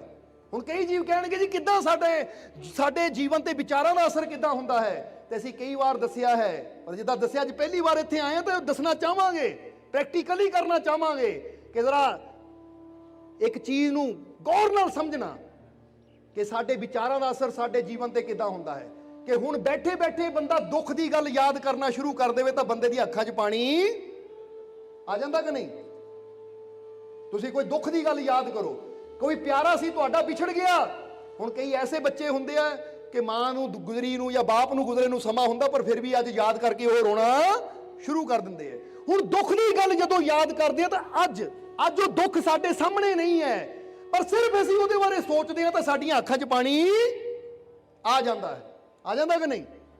ਤਾਂ ਜੇ ਸੁੱਖ ਦੀ ਗੱਲ, ਖੁਸ਼ੀ ਦੀ ਗੱਲ ਅਸੀਂ ਯਾਦ ਕਰੀਏ ਤਾਂ ਖੁਸ਼ੀ ਦੀ ਗੱਲ ਯਾਦ ਕਰਦਿਆਂ ਸਾਡੇ ਚਿਹਰੇ ਤੇ ਕੀ ਆ ਜਾਂਦਾ ਹੈ? ਸਮਾਈਲ ਆ ਜਾਂਦੀ ਹੈ, ਸਾਡੇ ਚਿਹਰੇ ਤੇ ਮੁਸਕਰਾਹਟ ਆ ਜਾਂਦੀ ਹੈ। ਤਾਂ ਜ਼ਰਾ ਸੋਚੋ ਕਿ ਦੁੱਖ ਦੀ ਗੱਲ ਯਾਦ ਕਰਦਿਆਂ ਸਾਡੀਆਂ ਅੱਖਾਂ 'ਚ ਪਾਣੀ ਆ ਜਾਂਦਾ ਹੈ, ਸੁੱਖ ਦੀ ਗੱਲ ਕਰਦਿਆਂ ਤਾਂ ਸਾਡੇ ਚਿਹਰੇ ਤੇ ਸਮਾਈਲ ਆ ਜਾਂਦੀ ਹੈ। ਔਰ ਜੇ ਭੁੱਖ ਦੇ ਵਿੱਚ ਅਸੀਂ ਭੋਜਨ ਦੀ ਗੱਲ ਕਰੀਏ ਤਾਂ ਸਾਡੇ ਮੂੰਹ 'ਚ ਪਾਣੀ ਵੀ ਆ ਜਾਂਦਾ ਕਿ ਨਹੀਂ? ਜਵਾਬ ਦਿਓ। ਹੁਣ ਭੁੱਖ ਦੇ ਵਿੱਚ ਕੋਈ ਮਨਪਸੰਦ ਚੀਜ਼ ਦੀ ਗੱਲ ਕਰੇ, ਜਿੱਦਾਂ ਬੰਦਾ ਗੱਲ ਕਰੇ ਆਹ ਚੀਜ਼, ਉਹ ਕਹਿੰਦਾ ਹਾਂ ਭਾਈ, ਸੁਣ ਕੇ ਮੂੰਹ 'ਚ ਪਾਣੀ ਆ ਗਿਆ। ਹੁਣ ਭੋਜਨ ਉੱਥੇ ਨਹੀਂ ਹੈ, ਸਿਰਫ ਅੰਦਰ ਸੋਚਿਆ। ਹੁਣ ਦੁੱਖ ਉੱਥੇ ਨਹੀਂ ਹੈ, ਪਰ ਦੁੱਖ ਬਾਰੇ ਸੋਚਿਆ, ਅੱਖਾਂ 'ਚ ਪਾਣੀ ਆ ਗਿਆ। ਖੁਸ਼ੀ ਇੱਥੇ ਨਹੀਂ ਹੈ, ਪਰ ਖੁਸ਼ੀ ਦੀ ਗੱਲ ਬਾਰੇ ਸੋਚਿਆ ਤਾਂ ਸਾਡੇ ਚਿਹਰੇ ਤੇ ਸਮਾਈਲ ਆ ਗਈ। ਤਾਂ ਹੀ ਤਾਂ ਤੁਸੀਂ ਕਈ ਵਾਰ ਕਿਸੇ ਨੂੰ ਕਹਿੰਦੇ ਨਾ ਬੈਠਾ ਬੈਠਾ ਹੱਸੀ ਜਾਂਦਾ, ਕੀ ਗੱਲ? ਉਹ ਨਹੀਂ ਭਾਈ, ਉਹ ਗੱਲ ਯਾਦ ਆ ਗਈ ਸੀ ਤਾਂ ਹੱਸ ਪਿਆ। ਹੋ ਜਾਂਦਾ ਕਿ ਨਹੀਂ ਏਦਾਂ? ਹੁਣ ਗੱਲ ਯਾਦ ਕਰਕੇ ਹੁਣ ਜਰਾ ਸੋਚੋ ਕਿ ਜੇ ਦੁੱਖ ਨੂੰ ਯਾਦ ਕਰਕੇ ਸਾਡੀਆਂ ਅੱਖਾਂ 'ਚ ਪਾਣੀ ਆ ਸਕਦਾ ਹੈ, ਜੇ ਭੋਜਨ ਨੂੰ ਯਾਦ ਕਰਕੇ ਸਾਡੇ ਮੂੰਹ 'ਚ ਪਾਣੀ ਆ ਸਕਦਾ ਹੈ, ਜੇ ਅਸੀਂ ਸੁੱਖ ਨੂੰ ਯਾਦ ਕਰਦੇ ਹਾਂ ਸਾਡੇ ਚਿਹਰੇ ਤੇ ਸਮਾਈਲ ਆ ਸਕਦੀ ਹੈ, ਤਾਂ ਜਦੋਂ ਆਪਣੇ ਰੱਬ ਨੂੰ ਯਾਦ ਕਰਾਂਗੇ ਤਾਂ ਫਿਰ ਸਾਡੇ ਜੀਵਨ 'ਚ ਸ਼ਾਂਤੀ, ਆਨੰਦ ਕਿਉਂ ਨਹੀਂ ਆਏਗਾ? ਮਾਲਿਕ ਦੀ ਰਹਿਮਤ ਕਿਉਂ ਨਹੀਂ ਆਏਗੀ? ਕਿਉਂਕਿ ਸੋਚ ਦਾ ਅਸਰ ਹੈ। ਦੁੱਖ ਦੇ ਨਾਲ, ਦੁੱਖ ਦੀ ਘਟਨਾ ਨਾਲ ਦੁੱਖ ਜੁੜਿਆ, ਇਸ ਲਈ ਦੁੱਖ ਆ ਗਿਆ। ਖੁਸ਼ੀ ਦੀ ਘਟਨਾ ਨਾਲ ਖੁਸ਼ੀ ਜੁੜੀ ਹੋਈ ਹੈ, ਇਸ ਲਈ ਖੁਸ਼ੀ ਆ ਗਈ। ਭੋਜਨ ਦੇ ਨਾਲ ਸਵਾਦ ਜੁੜਿਆ, ਇਸ ਲਈ ਮੂੰਹ 'ਚ ਪਾਣੀ ਆ ਗਿਆ। ਔਰ ਮਾਲਿਕ ਦੇ ਨਾਲ ਉਹਦੀਆਂ ਰਹਿਮਤਾਂ ਜੁੜੀਆਂ ਹੈ। ਜਦੋਂ ਉਹਨੂੰ ਯਾਦ ਕਰਾਂਗੇ, ਸੋਚ ਨੂੰ ਉੱਧਰ ਲਿਆਵਾਂਗੇ ਤਾਂ ਜੀਵਨ 'ਚ ਰਹਿਮਤ ਵੀ ਜ਼ਰੂਰ ਆਏਗੀ, ਕਿਉਂਕਿ ਸੋਚ ਦਾ ਅਸਰ ਹੈ। ਹੁਣ ਇੱਥੋਂ ਹੀ ਤੁਹਾਨੂੰ ਸਮਝ ਲੈਣਾ ਚਾਹੀਦਾ, ਜੇ ਜੀਵਨ 'ਚ ਰਹਿਮਤ ਚਾਹੀਦੀ ਹੈ ਤਾਂ ਫਿਰ ਤੁਸੀਂ ਕਿੱਦਾਂ ਲਿਆ ਸਕਦੇ ਹੋ? ਕਿਹਦੇ ਬਾਰੇ ਸੋਚਣਾ ਹੈ? ਫਿਰ ਜਵਾਬ ਦਿਓ। ਹੁਣ ਜੇ ਜੀਵਨ 'ਚ ਰਹਿਮਤ ਚਾਹੀਦੀ ਹੈ ਤਾਂ ਕਿਹਦੇ ਬਾਰੇ ਸੋਚਣਾ ਹੈ? ਬੰਦਾ ਕਹਿੰਦਾ ਪ੍ਰਭੂ ਕਿਰਪਾ ਕਰ। ਹੁਣ ਮੰਗਦੇ ਕਿਰਪਾ, ਪਰ ਧਿਆਨ ਸਾਡਾ ਦੁੱਖਾਂ ਵੱਲ ਹੀ ਹੈ, ਧਿਆਨ ਸਾਡਾ ਦੁਨੀਆ ਵੱਲ ਹੀ ਹੈ। ਇਸ ਲਈ ਤਾਂ ਹੀ ਤਾਂ ਪ੍ਰਭੂ ਦੀ ਕਿਰਪਾ ਨਹੀਂ ਸਾਡੇ ਤੇ ਹੁੰਦੀ। ਹੁਣ ਚਾਹੀਦਾ ਹੈ ਜੇ ਪ੍ਰਭੂ ਦੀ ਕਿਰਪਾ ਚਾਹੁੰਦੇ ਆ ਤਾਂ ਪੂਰਾ ਧਿਆਨ ਵੀ ਉਧਰ ਰੱਖੀਏ ਕਿ ਮੈਨੂੰ ਪੂਰਾ ਵਿਸ਼ਵਾਸ ਹੈ, ਮੈਨੂੰ ਪੂਰਾ ਯਕੀਨ ਹੈ ਕਿ ਮੇਰਾ ਮਾਲਿਕ ਮੇਰੇ ਨਾਲ ਹੈ, ਮੇਰਾ ਪਰਮਾਤਮਾ ਮੇਰੇ ਨਾਲ ਹੈ। ਤਾਂ ਇਹ ਵਿਸ਼ਵਾਸ ਰੱਖਣ ਵਾਲੇ ਜਲਦੀ ਦੁੱਖਾਂ ਚੋਂ ਨਿਕਲ ਵੀ ਜਾਂਦੇ, ਉਹਨਾਂ ਨੂੰ ਖੁਸ਼ੀਆਂ ਵੀ ਜਲਦੀ ਮਿਲ ਜਾਂਦੀਆਂ ਹੈ। ਇਹ ਗੱਲ ਹਮੇਸ਼ਾ ਯਾਦ ਰੱਖਣਾ। ਜਿੱਦਾਂ ਤੇ ਇੱਕ ਛੋਟੀ ਜਿਹੀ ਸੱਚੀ ਘਟਨਾ ਦੱਸਣ ਲੱਗੇ ਆ ਅਸੀਂ ਤੁਹਾਨੂੰ, ਕਿ ਕੁਝ ਦਿਨ ਪਹਿਲਾਂ, ਕੋਈ ਡੇਢ ਕੁ ਮਹੀਨਾ ਪਹਿਲਾਂ ਦੀ ਗੱਲ ਹੈ, 1.5-2 ਮਹੀਨੇ ਪਹਿਲਾਂ ਦੀ ਗੱਲ ਹੈ, ਕਿ ਇੱਕ ਆਦਮੀ ਦਿੱਲੀ ਤੋਂ, ਉਹਨੇ YouTube ਤੇ ਸਤਸੰਗ ਸੁਣਿਆ। YouTube ਤੇ ਸਤਸੰਗ ਸੁਣਿਆ ਔਰ ਸਤਸੰਗ ਸੁਣ ਕੇ ਉਹਦੇ ਮਨ 'ਚ ਭਾਵਨਾ ਹੋਈ ਕਿ ਮੈਂ ਦਰਬਾਰ ਤੇ ਜਾਣਾ ਦਰਸ਼ਨ ਕਰਨ ਵਾਸਤੇ। ਉਹਨੇ ਸੇਵਾਦਾਰਾਂ ਨੂੰ ਫੋਨ ਕੀਤਾ, ਪਤਾ ਕੀਤਾ ਹੁਸ਼ਿਆਰਪੁਰ 'ਚ ਕਿੱਥੇ ਦਰਬਾਰ ਹੈ। ਹੁਣ ਉਹਦੇ ਮਨ 'ਚ ਭਾਵਨਾ ਹੋਈ, ਖਿੱਚ ਪਈ ਉਹਨੂੰ। ਤਾਂ ਉਹਦੇ ਕੋਲ ਇੱਕ ਮਰੂਤੀ ਕਾਰ ਸੀ, ਕੋਈ 10-15 ਸਾਲ ਪੁਰਾਣਾ ਮਾਡਲ। ਹੁਣ ਜਰਾ ਧਿਆਨ ਦੇਣ ਵਾਲੀ ਗੱਲ ਹੈ, ਸਮਝਣ ਵਾਲੀ ਗੱਲ ਹੈ ਕਿ ਮਾਲਿਕ ਦੀ ਰਹਿਮਤ ਹੈ, ਜੇ ਪ੍ਰਮਾਤਮਾ ਪ੍ਰਭੂ ਤੇ ਵਿਸ਼ਵਾਸ ਹੋਵੇ ਤਾਂ ਫਿਰ ਕੀ ਹੁੰਦਾ ਹੈ। ਹੁਣ ਉਹਦੇ ਘਰ 'ਚ ਮਰੂਤੀ ਕਾਰ ਹੀ ਖੜੀ ਸੀ ਔਰ ਉਹਨੇ ਆਪਣੇ ਬੇਟੇ ਨੂੰ ਕਿਹਾ ਕਿ ਬੇਟਾ, ਮੇਰਾ ਦਿਲ ਕਰਦਾ, ਸਤਸੰਗ ਸੁਣਿਆ ਕਿ ਮੇਰੇ ਮਨ 'ਚ ਖਿੱਚ ਪਈ ਹੈ, ਮੈਂ ਦਰਸ਼ਨ ਕਰਕੇ ਆਣੇ ਹੈ, ਕਿ ਹੁਣ ਮੈਂ ਸੋਚਦਾ ਹੈ ਕਿ ਆਪਣੀ ਗੱਡੀ ਲੈ ਕੇ ਚਲਾ ਜਾਵਾਂ। ਤਾਂ ਬੇਟੇ ਨੇ ਕਿਹਾ, ਪਿਤਾ ਜੀ ਜਾਣਾ ਤਾਂ ਟ੍ਰੇਨੇ ਚਲੇ ਜਾਓ ਜਾਂ ਬੱਸੇ ਚਲੇ ਜਾਓ, ਇਹ ਗੱਡੀ 'ਚ ਰਹਿਣ ਦਿਓ, ਕਿਉਂਕਿ ਇਹ ਮਰੂਤੀ ਕਾਰ ਪੁਰਾਣਾ ਮਾਡਲ ਹੈ। 5 ਕਿਲੋਮੀਟਰ ਤੇ ਜਾ ਕੇ ਕਦੀ ਇਹਨੂੰ ਕੁਛ ਹੋ ਜਾਂਦਾ, ਕਦੀ ਕੁਛ ਹੋ ਜਾਂਦਾ ਹੈ, ਤਾਂ ਰਸਤੇ 'ਚ ਹੀ ਖਰਾਬ ਹੋ ਜਾਂਦੀ ਹੈ। ਹੁਣ 400-450 ਕਿਲੋਮੀਟਰ ਦਾ ਸਫ਼ਰ ਤੁਸੀਂ ਹੁਸ਼ਿਆਰਪੁਰ ਜਾਣਾ, ਪੰਜਾਬ, ਰਸਤੇ ਹੀ ਤੁਹਾਨੂੰ ਪਰੇਸ਼ਾਨ ਕਰੇਗੀ, ਉੱਪਰੋਂ ਰਾਤ ਵੀ ਹੋਣ ਵਾਲੀ ਹੈ। ਵਿੱਚ ਨਾ ਜਾਓ, ਮੈਂ ਟ੍ਰੇਨ ਦੀ ਟਿਕਟ ਬੁੱਕ ਕਰ ਦਿੰਦਾ ਜਾਂ ਬੱਸ ਦੀ ਟਿਕਟ ਲੈ ਦਿੰਦਾ, ਉਹਦੇ 'ਚ ਚਲੇ ਜਾਓ। ਤਾਂ ਉਹਨਾਂ ਕਿਹਾ ਬੱਸ ਤਾਂ ਸਵੇਰੇ ਜਾਣੀ ਹੈ, ਟ੍ਰੇਨ ਤਾਂ ਸਵੇਰੇ ਜਾਣੀ ਹੈ, ਪਰ ਬੇਟਾ ਮੇਰੇ ਮਨ ਨੂੰ ਖਿੱਚ ਹੈ, ਮੈਂ ਹੁਣੇ ਨਿਕਲਣਾ ਚਾਹੁੰਦਾ ਹਾਂ। ਔਰ ਇਹ ਸੱਚੀ ਘਟਨਾ ਦੱਸਣ ਲੱਗੇ ਆ ਤੁਹਾਨੂੰ। ਉਹ ਜੀਵ ਦਾ ਨੰਬਰ ਵੀ ਤੁਸੀਂ ਲੈ ਸਕਦੇ ਹੋ, ਸੰਪਰਕ ਕਰ ਸਕਦੇ ਹੋ, ਕੋਈ ਕਹਾਣੀ ਨਹੀਂ ਹੈ। ਹੁਣ ਕਿਹਾ ਜਾਂਦਾ ਹੈ ਉਹ ਜੀਵ ਤੁਰ ਪਿਆ। ਹੁਣ ਜਰਾ ਸਮਝਣਾ ਕਿ ਜਦੋਂ ਤੁਰ ਪਿਆ ਤਾਂ ਦਰਬਾਰ ਤੇ ਜਦੋਂ ਪਹੁੰਚਿਆ ਤਾਂ ਸੇਵਾਦਾਰਾਂ ਨੂੰ ਦੱਸਿਆ ਉਹਨੇ ਕਿ ਰਸਤੇ 'ਚ 50 ਜਗ੍ਹਾ ਬੱਚੇ ਦਾ ਮੇਰੇ ਦਾ ਮੈਨੂੰ ਫੋਨ ਆਇਆ ਕਿ ਪਾਪਾ ਜੀ ਤੁਸੀਂ ਠੀਕ ਹੋ, ਗੱਡੀ ਖਰਾਬ ਤਾਂ ਨਹੀਂ ਹੋਈ? ਪਿਤਾ ਜੀ ਠੀਕ ਠਾਕ ਹੋ? ਤਾਂ ਮੈਨੂੰ ਇੱਕੋ ਹੀ ਗੱਲ ਕਹੀ ਸੀ, ਬੇਟਾ। ਹੁਣ ਜਦੋਂ ਤੁਰਨ ਲੱਗਾ ਸੀ ਉਹਨੇ ਆਪਣੇ ਬੱਚੇ ਨੂੰ ਕੀ ਗੱਲ ਕਹੀ ਸੀ ਕਿ ਪੁੱਤਰ ਠੀਕ ਹੈ, ਮੇਰੀ ਗੱਡੀ ਖਰਾਬ ਕਰਦੀ ਹੈ, ਪਰ ਮੈਨੂੰ ਆਪਣੇ ਰੱਬ ਤੇ ਪੂਰਾ ਯਕੀਨ ਹੈ, ਮੈਨੂੰ ਪੂਰਾ ਵਿਸ਼ਵਾਸ ਹੈ, ਕਿਉਂਕਿ ਵਿਸ਼ਵਾਸ ਵਾਲਾ ਉਹਨਾਂ ਸਤਸੰਗ ਸੁਣਿਆ ਸੀ ਕਿ ਮੈਨੂੰ ਪੂਰਾ ਯਕੀਨ ਹੈ, ਪੂਰਾ ਵਿਸ਼ਵਾਸ ਹੈ, ਇਹ ਗੱਡੀ ਹੁਣ ਮੈਂ ਨਹੀਂ ਚਲਾਣੀ, ਉਹ ਮੇਰਾ ਮਾਲਿਕ ਚਲਾ ਕੇ ਲੈ ਜਾਏਗਾ ਤਾਂ ਰਸਤੇ ਰੁਕੇਗੀ ਨਹੀਂ। ਉਹ ਕਹਿੰਦਾ ਸਹੀ ਸਲਾਮਤ ਬਿਨਾ ਰੁਕੇ ਦਰਬਾਰ ਤੱਕ ਪਹੁੰਚਿਆ। ਰਸਤੇ 'ਚ ਕਿੰਨੀ ਵਾਰੀ ਬੇਟੇ ਦਾ ਫੋਨ ਆਇਆ, ਪਿਤਾ ਜੀ ਠੀਕ ਹੋ, ਡੈਡੀ ਠੀਕ ਹੋ, ਤੁਸੀਂ ਠੀਕ ਹੋ, ਗੱਡੀ ਨੇ ਖਰਾਬ ਤਾਂ ਨਹੀਂ ਕੀਤਾ? ਉਹ ਕਹਿੰਦਾ ਬੇਟਾ ਫਿਕਰ ਨਾ ਕਰ, ਜਿਹਦੇ ਭਰੋਸੇ ਤੁਰਿਆ ਮੇਰੀ ਸੰਭਾਲ ਵੀ ਉਹ ਆਪ ਹੀ ਕਰੇਗਾ। ਤੇ ਦਰਬਾਰ ਤੇ ਮਿਲ ਕੇ ਸੇਵਾਦਾਰਾਂ ਨੂੰ ਨੰਬਰ ਵਗੈਰਾ ਦੇ ਕੇ ਗੱਲਬਾਤ ਕਰਕੇ ਫਿਰ ਜਦੋਂ ਵਾਪਸ ਗਿਆ, ਪਹੁੰਚ ਕੇ ਵੀ ਉਹਨਾਂ ਫੋਨ ਕੀਤਾ ਕਿ ਮੈਂ ਸਹੀ ਸਲਾਮਤ ਪਹੁੰਚ ਗਿਆ, ਕੋਈ ਦਿੱਕਤ ਨਹੀਂ ਆਈ। ਕਹਿੰਦਾ ਮੇਰੇ ਬੱਚੇ ਹੈਰਾਨ ਸੀ ਕਿ ਜਿਹੜੀ ਗੱਡੀ 5 ਕਿਲੋਮੀਟਰ ਚੱਲਣ ਤੇ ਖਰਾਬ ਹੋ ਜਾਂਦੀ ਸੀ, ਉਹ ਐਡਾ ਲੰਬਾ ਸਫ਼ਰ ਬਿਨਾਂ ਖਰਾਬੀ ਤੋਂ ਕਿੱਦਾਂ ਕਰ ਲਿਆ। ਹੁਣ ਜ਼ਰਾ ਸਮਝਣਾ ਇਸ ਨੂੰ। ਅਸੀਂ ਕਵਾਂਗੇ ਇੱਥੇ ਉਹਨਾਂ ਕਿਹੜੀ ਚੀਜ਼ ਨਾਲ ਜੋੜ ਦਿੱਤਾ ਸੀ ਆਪਣੇ ਆਪ ਨੂੰ? ਉਹਨੇ ਜੋੜ ਦਿੱਤਾ ਸੀ ਉਹ ਪ੍ਰਮਾਤਮਾ ਦੀ ਰਹਿਮਤ ਦੇ ਨਾਲ, ਉਹਦੀ ਕਿਰਪਾ ਦੇ ਨਾਲ। ਜਦੋਂ ਬੰਦਾ ਆਪਣੇ ਆਪ ਨੂੰ ਆਪਣੇ ਪ੍ਰਭੂ ਦੀ ਕਿਰਪਾ ਦੇ ਨਾਲ ਜੋੜ ਦਿੰਦਾ ਹੈ, ਉਹਦੀ ਰਹਿਮਤ ਦੇ ਨਾਲ ਜੋੜ ਦਿੰਦਾ ਹੈ, ਤਾਂ ਨਾਮੁਮਕਿਨ ਵੀ ਮੁਮਕਿਨ ਹੋ ਜਾਂਦਾ ਹੈ। ਕਿਉਂਕਿ ਬੰਦੇ ਦੀ ਇੱਕ ਸੀਮਾ ਹੈ, ਪਰ ਉਹਦੀ ਰਹਿਮਤ ਦੀ ਕੋਈ ਸੀਮਾ ਨਹੀਂ ਹੈ। ਉਹਦੀ ਰਹਿਮਤ ਅਸੀਮ ਹੈ। ਜੇ ਬੰਦਾ ਆਪਣੇ ਰੱਬ ਤੇ ਭਰੋਸਾ ਕਰੇ ਤਾਂ ਫਿਰ ਅਸੰਭਵ ਵੀ ਸੰਭਵ ਹੋ ਜਾਂਦਾ ਹੈ। ਸੋ ਤੁਹਾਡੇ ਜੀਵਨ 'ਚ ਵੀ ਇਹ ਚੀਜ਼ ਨੂੰ ਤੁਸੀਂ ਸਮਝਣਾ ਹੈ ਕਿ ਬੰਦੇ ਦਾ ਜੀਵਨ 'ਚ ਜਿੰਨੀਆਂ ਮਰਜ਼ੀ ਖਰਾਬੀਆਂ ਹੈ, ਜਿੰਨੀਆਂ ਮਰਜ਼ੀ ਪਰੇਸ਼ਾਨੀਆਂ ਹੈ, ਪਰ ਜੇ ਬੰਦਾ ਕਹੇ ਮੈਨੂੰ ਆਪਣੇ ਰੱਬ ਤੇ ਪੂਰਾ ਯਕੀਨ ਹੈ ਕਿ ਆਉਣ ਵਾਲਾ ਸਮਾਂ ਮੇਰੇ ਵਾਸਤੇ ਖੁਸ਼ੀਆਂ ਭਰਿਆ ਹੋਏਗਾ, ਆਉਣ ਵਾਲਾ ਪਲ ਮੇਰੇ ਵਾਸਤੇ ਖੁਸ਼ੀਆਂ ਭਰਿਆ ਹੋਏਗਾ, ਜਿਹੜਾ ਆਪਣੇ ਰੱਬ ਦੇ ਭਰੋਸੇ ਚੱਲਦਾ ਹੈ, ਫਿਰ ਉਹਦੇ ਜੀਵਨ 'ਚ ਖੁਸ਼ੀਆਂ ਆਉਂਦੀਆਂ ਵੀ ਜ਼ਰੂਰ ਹੈ। ਪਰਮਾਤਮਾ ਉਹਦੀ ਸੰਭਾਲ ਵੀ ਕਰਦਾ, ਉਹਨੂੰ ਗਿਰਨ ਨਹੀਂ ਦਿੰਦਾ। ਜ਼ਰਾ ਸਮਝਣਾ। ਸੰਤ ਸੂਰਦਾਸ ਜੀ ਸੀ ਜਿਹੜੇ ਅੱਖਾਂ ਤੋਂ ਦੇਖ ਨਹੀਂ ਸਕਦੇ ਸੀ। ਉਹਨਾਂ ਦੇ ਗੁਆਂਢੀ ਨੇ ਉਹਨਾਂ ਨੂੰ ਕਿਹਾ ਇੱਕ ਦਿਨ ਕਿ ਸੂਰਦਾਸ ਜੀ, ਮੈਂ ਕਈ ਵਾਰ ਦੇਖਦਾ ਆ ਕਿ ਤੁਸੀਂ ਆਂਦੇ ਹੋ ਜਾਂਦੇ ਹੋ, ਕਦੀ ਠੋਕਰ ਨਹੀਂ ਲੱਗਦੀ ਤੁਹਾਨੂੰ, ਕਦੀ ਗਿਰਦੇ ਨਹੀਂ ਹੋ। ਨਹੀਂ ਤਾਂ ਅੰਨਾ ਇਨਸਾਨ ਕਿੰਨੀ ਵਾਰ ਗਿਰਦਾ ਹੈ, ਪਰ ਤੁਸੀਂ ਜਾਂਦੇ ਵੀ ਆਰਾਮ ਨਾਲ ਹੋ, ਆਂਦੇ ਵੀ ਆਰਾਮ ਨਾਲ ਹੋ। ਮੈਂ ਤੁਹਾਨੂੰ ਕਦੀ ਗਿਰਦੇ ਨਹੀਂ ਦੇਖਿਆ। ਇਹ 'ਚ ਰਾਜ ਕੀ ਹੈ? ਨਹੀਂ ਤਾਂ ਅੰਨੇ ਕਈ ਵਾਰ ਠੋਕਰ ਖਾ ਕੇ ਗਿਰਦੇ ਹੈ। ਤਾਂ ਉਸ ਲਈ ਸੂਰਦਾਸ ਕਹਿੰਦੇ ਕਿ ਤੂੰ ਮੈਨੂੰ ਕਹਿ ਰਿਹਾ ਹਾਂ ਕਿ ਤੁਸੀਂ ਅੰਨੇ ਹੋ, ਗਿਰਦੇ ਕਿਉਂ ਨਹੀਂ? ਤਾਂ ਹੁਣ ਸੂਰਦਾਸ ਜੀ ਦਾ ਜਵਾਬ ਸੁਣਨਾ। ਹੋਰ ਅੰਨੇ ਤੁਰਦੇ ਆ ਲਾਠੀ ਦੇ ਭਰੋਸੇ, ਇਸ ਲਈ ਉਹ ਗਿਰ ਜਾਂਦੇ ਐ। ਭਗਤ ਸੂਰਦਾਸ ਜੀ ਕੀ ਕਹਿੰਦੇ ਆ? ਹੋਰ ਅੰਨੇ ਤੁਰਦੇ ਐ ਲਾਠੀ ਦੇ ਭਰੋਸੇ, ਇਸ ਲਈ ਉਹ ਗਿਰ ਜਾਂਦੇ ਐ। ਪਰ ਮੈਂ ਚੱਲਦਾ ਹਾਂ ਆਪਣੇ ਪ੍ਰਭੂ ਦੇ ਭਰੋਸੇ। ਮੇਰੀਆਂ ਦੋ ਅੱਖਾਂ ਨਹੀਂ ਦੇਖ ਸਕਦੀਆਂ, ਪਰ ਮੇਰੇ ਪ੍ਰਭੂ ਦੀਆਂ ਬੇਅੰਤ ਅੱਖਾਂ ਉਹ ਦੇਖਦੀਆਂ ਵੀ ਤਾਂ ਮੈਨੂੰ ਸੰਭਾਲਦੀਆਂ ਵੀ ਹੈ। ਇਸ ਲਈ ਸਮਝੋ ਜ਼ਰਾ, ਇਹ ਭਗਤਾਂ ਸੰਤਾਂ ਗੁਰੂਆਂ ਰਹਿਬਰਾਂ ਦੇ ਜੀਵਨ ਤੋਂ ਕੀ ਪਤਾ ਲੱਗਦਾ ਹੈ ਕਿ ਉਹਨਾਂ ਦੇ ਜੀਵਨ ਨੂੰ ਸੁਣ ਕੇ ਅਸੀਂ ਵੀ ਆਪਣੇ ਵਿਸ਼ਵਾਸ ਨੂੰ ਇੰਨਾ ਵਧਾ ਸਕਦੇ ਹਾਂ ਤਾਂ ਕਿ ਅਸੀਂ ਵੀ ਗਿਰਨ ਤੋਂ ਬਚ ਜਾਈਏ, ਅਸੀਂ ਵੀ ਠੋਕਰ ਖਾਣ ਤੋਂ ਬਚ ਜਾਈਏ। ਇਸ ਲਈ ਕਬੀਰ ਸਾਹਿਬ ਨੇ ਕਿਹਾ, ਆਪਣੀ ਦੇਹ ਨੂੰ ਸਾਧ, ਆਪਣੇ ਮਨ ਨੂੰ ਸਾਧ। ਮਨ ਅੰਦਰ ਬੁਰੇ ਖਿਆਲ ਨਾ ਆਣ ਦੇ, ਮਨ ਅੰਦਰ ਵਿਸ਼ਵਾਸ ਦੇ ਖਿਆਲ ਆਣ, ਮਨ ਦੇ ਅੰਦਰ ਭਰੋਸੇ ਦੇ ਖਿਆਲ ਆਣ।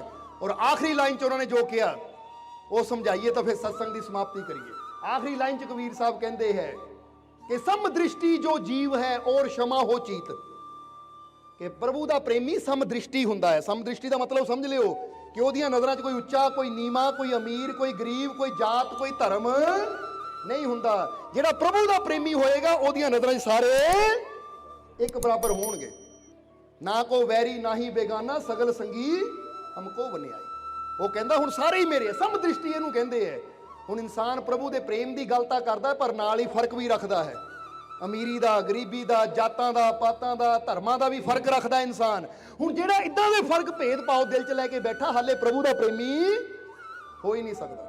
ਕਿਉਂਕਿ ਪ੍ਰਭੂ ਦਾ ਪ੍ਰੇਮੀ ਤਾਂ ਉਹ ਹੈ ਜਿਹੜਾ ਸਭ ਦੇ ਅੰਦਰ ਆਪਣੇ ਪ੍ਰਭੂ ਨੂੰ ਹੀ ਦੇਖਦਾ ਹੈ। ਇਸ ਲਈ ਸਮਦ੍ਰਿਸ਼ਟੀ ਬਣੋ ਕਿ ਊਚ ਨੀਚ ਜਾਤ ਪਾਤ ਦੇ ਭੇਦਭਾਵ ਆਪਣੇ ਅੰਦਰੋਂ ਖਤਮ ਕਰੋ, ਅਮੀਰੀ ਗਰੀਬੀ ਦੇ ਭੇਦਭਾਵ ਮਿਟਾਓ, ਸਭ ਦੇ ਅੰਦਰ ਹੀ ਪ੍ਰਮਾਤਮਾ ਦਾ ਨੂਰ ਦੇਖੋ ਕਿ ਸਭ ਦੇ ਅੰਦਰ ਮੇਰਾ ਮਾਲਕ ਹੀ ਵਸਦਾ ਹੈ। ਇਸ ਲਈ ਸਮਦ੍ਰਿਸ਼ਟੀ ਜੋ ਜੀਵ ਹੈ ਔਰ क्षमा ਹੋ ਚੀਤ। ਔਰ ਅਗਲਾ ਗੁਣ ਦੱਸਿਆ, ਪੰਜਵਾਂ ਗੁਣ, ਉਹ ਕਹਿੰਦੇ क्षमा ਵੀ ਇਨਸਾਨ ਦੇ ਅੰਦਰ ਹੋਣੀ ਚਾਹੀਦੀ ਹੈ।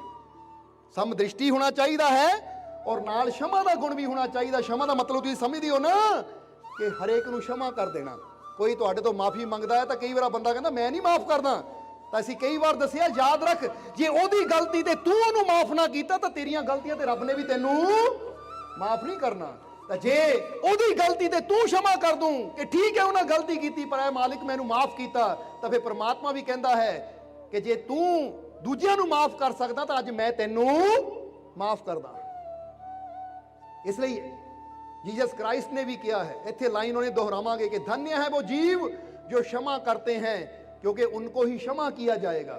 जीसस क्राइस्ट भी कहते कि धन है वो जीव ਜਿਹੜੇ ਦੂਜਿਆਂ ਨੂੰ क्षमा ਕਰਦੇ ਐ, ਮੇਰੇ ਪ੍ਰਭੂ ਦੇ ਦਰਬਾਰ 'ਚ ਉਹਨਾਂ ਨੂੰ ਹੀ क्षमा ਕੀਤਾ ਜਾਏਗਾ। ਜਿਹੜੇ ਦੂਜੇ ਨੂੰ ਮਾਫ ਕਰੇਗਾ ਉਹਨੂੰ ਹੀ ਮਾਫੀ ਮਿਲੇਗੀ। ਤਾਂ ਜਿਹੜਾ ਦੂਜੇ ਤੇ ਸਖਤੀ ਕਰੇਗਾ ਫਿਰ ਪ੍ਰਮਾਤਮਾ ਵੀ ਉਹਨੂੰ ਮਾਫ ਨਹੀਂ ਕਰੇਗਾ। ਹੁਣ ਤੁਸੀਂ ਚਾਹੁੰਦੇ ਹੋ ਕਿ ਨਹੀਂ? ਜਰਾ ਸੋਚੋ, ਬੰਦੇ ਤੋਂ ਗਲਤੀ ਹੋ ਜਾਵੇ ਤਾਂ ਬੰਦਾ ਉਮੀਦ ਰੱਖਦਾ ਕਿ ਅਗਲਾ ਮੈਨੂੰ ਮਾਫ ਕਰ ਦੇਵੇ।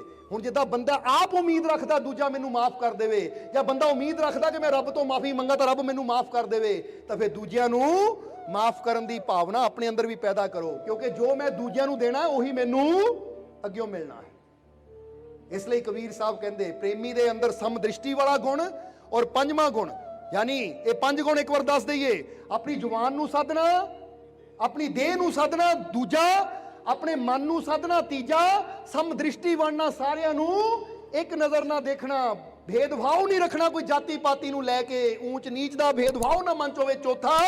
ਔਰ ਪੰਜਵਾਂ ਗੁਣ ਦੱਸਿਆ क्षमा ਦਾ ਗੁਣ, ਔਰ क्षमा ਹੋ ਚੀਤ, ਔਰ ਚਿੱਤ ਵਿੱਚ ਮਨ ਵਿੱਚ क्षमा ਹੋਣੀ ਚਾਹੀਦੀ ਹੈ। ਸੋ ਪ੍ਰੇਮੀ ਸੱਚਾ ਸਦਾ ਹੋ ਸਾਹਿਬ ਕਾ ਮੀਤ, ਕਿ ਉਹੀ ਪਰਮਾਤਮਾ ਦਾ ਮਿੱਤਰ ਹੈ, ਉਹੀ ਪਰਮਾਤਮਾ ਦਾ ਪਿਆਰਾ ਹੈ, ਉਹਨੂੰ ਹੀ ਪਰਮਾਤਮਾ ਮਿਲਦਾ ਜਿਹਦੇ ਅੰਦਰ ਇਹ ਗੁਣ ਹੋਵੇ। ਇਸ ਲਈ ਅੱਜ ਆਪਣੇ ਅੰਦਰ ਇਹ ਗੁਣ ਪੈਦਾ ਕਰਕੇ ਜਾਣੇ ਹੈ। ਬੋਲੋ ਕਰੋਗੇ ਕਿ ਨਹੀਂ? ਇੰਨੀ ਦੇਰ ਤੋਂ ਅਸੀਂ ਮਿਹਨਤ ਕਰ ਰਹੇ ਹਾਂ, ਥੋੜਾ ਜਿਹਾ ਤਾਂ ਕਰੋ ਕਿ ਹਾਂ ਠੀਕ ਹੈ ਅਸੀਂ ਇਹ ਕਰਾਂਗੇ, ਤਾਂ ਕਿ ਅਸੀਂ ਵੀ ਪ੍ਰਭੂ ਦੇ ਮਿੱਤਰ, ਪ੍ਰਭੂ ਦੇ ਪਿਆਰੇ ਬਣ ਕੇ ਆਪਣੇ ਜੀਵਨ ਨੂੰ ਸਫਲ ਬਣਾ ਸਕੀਏ।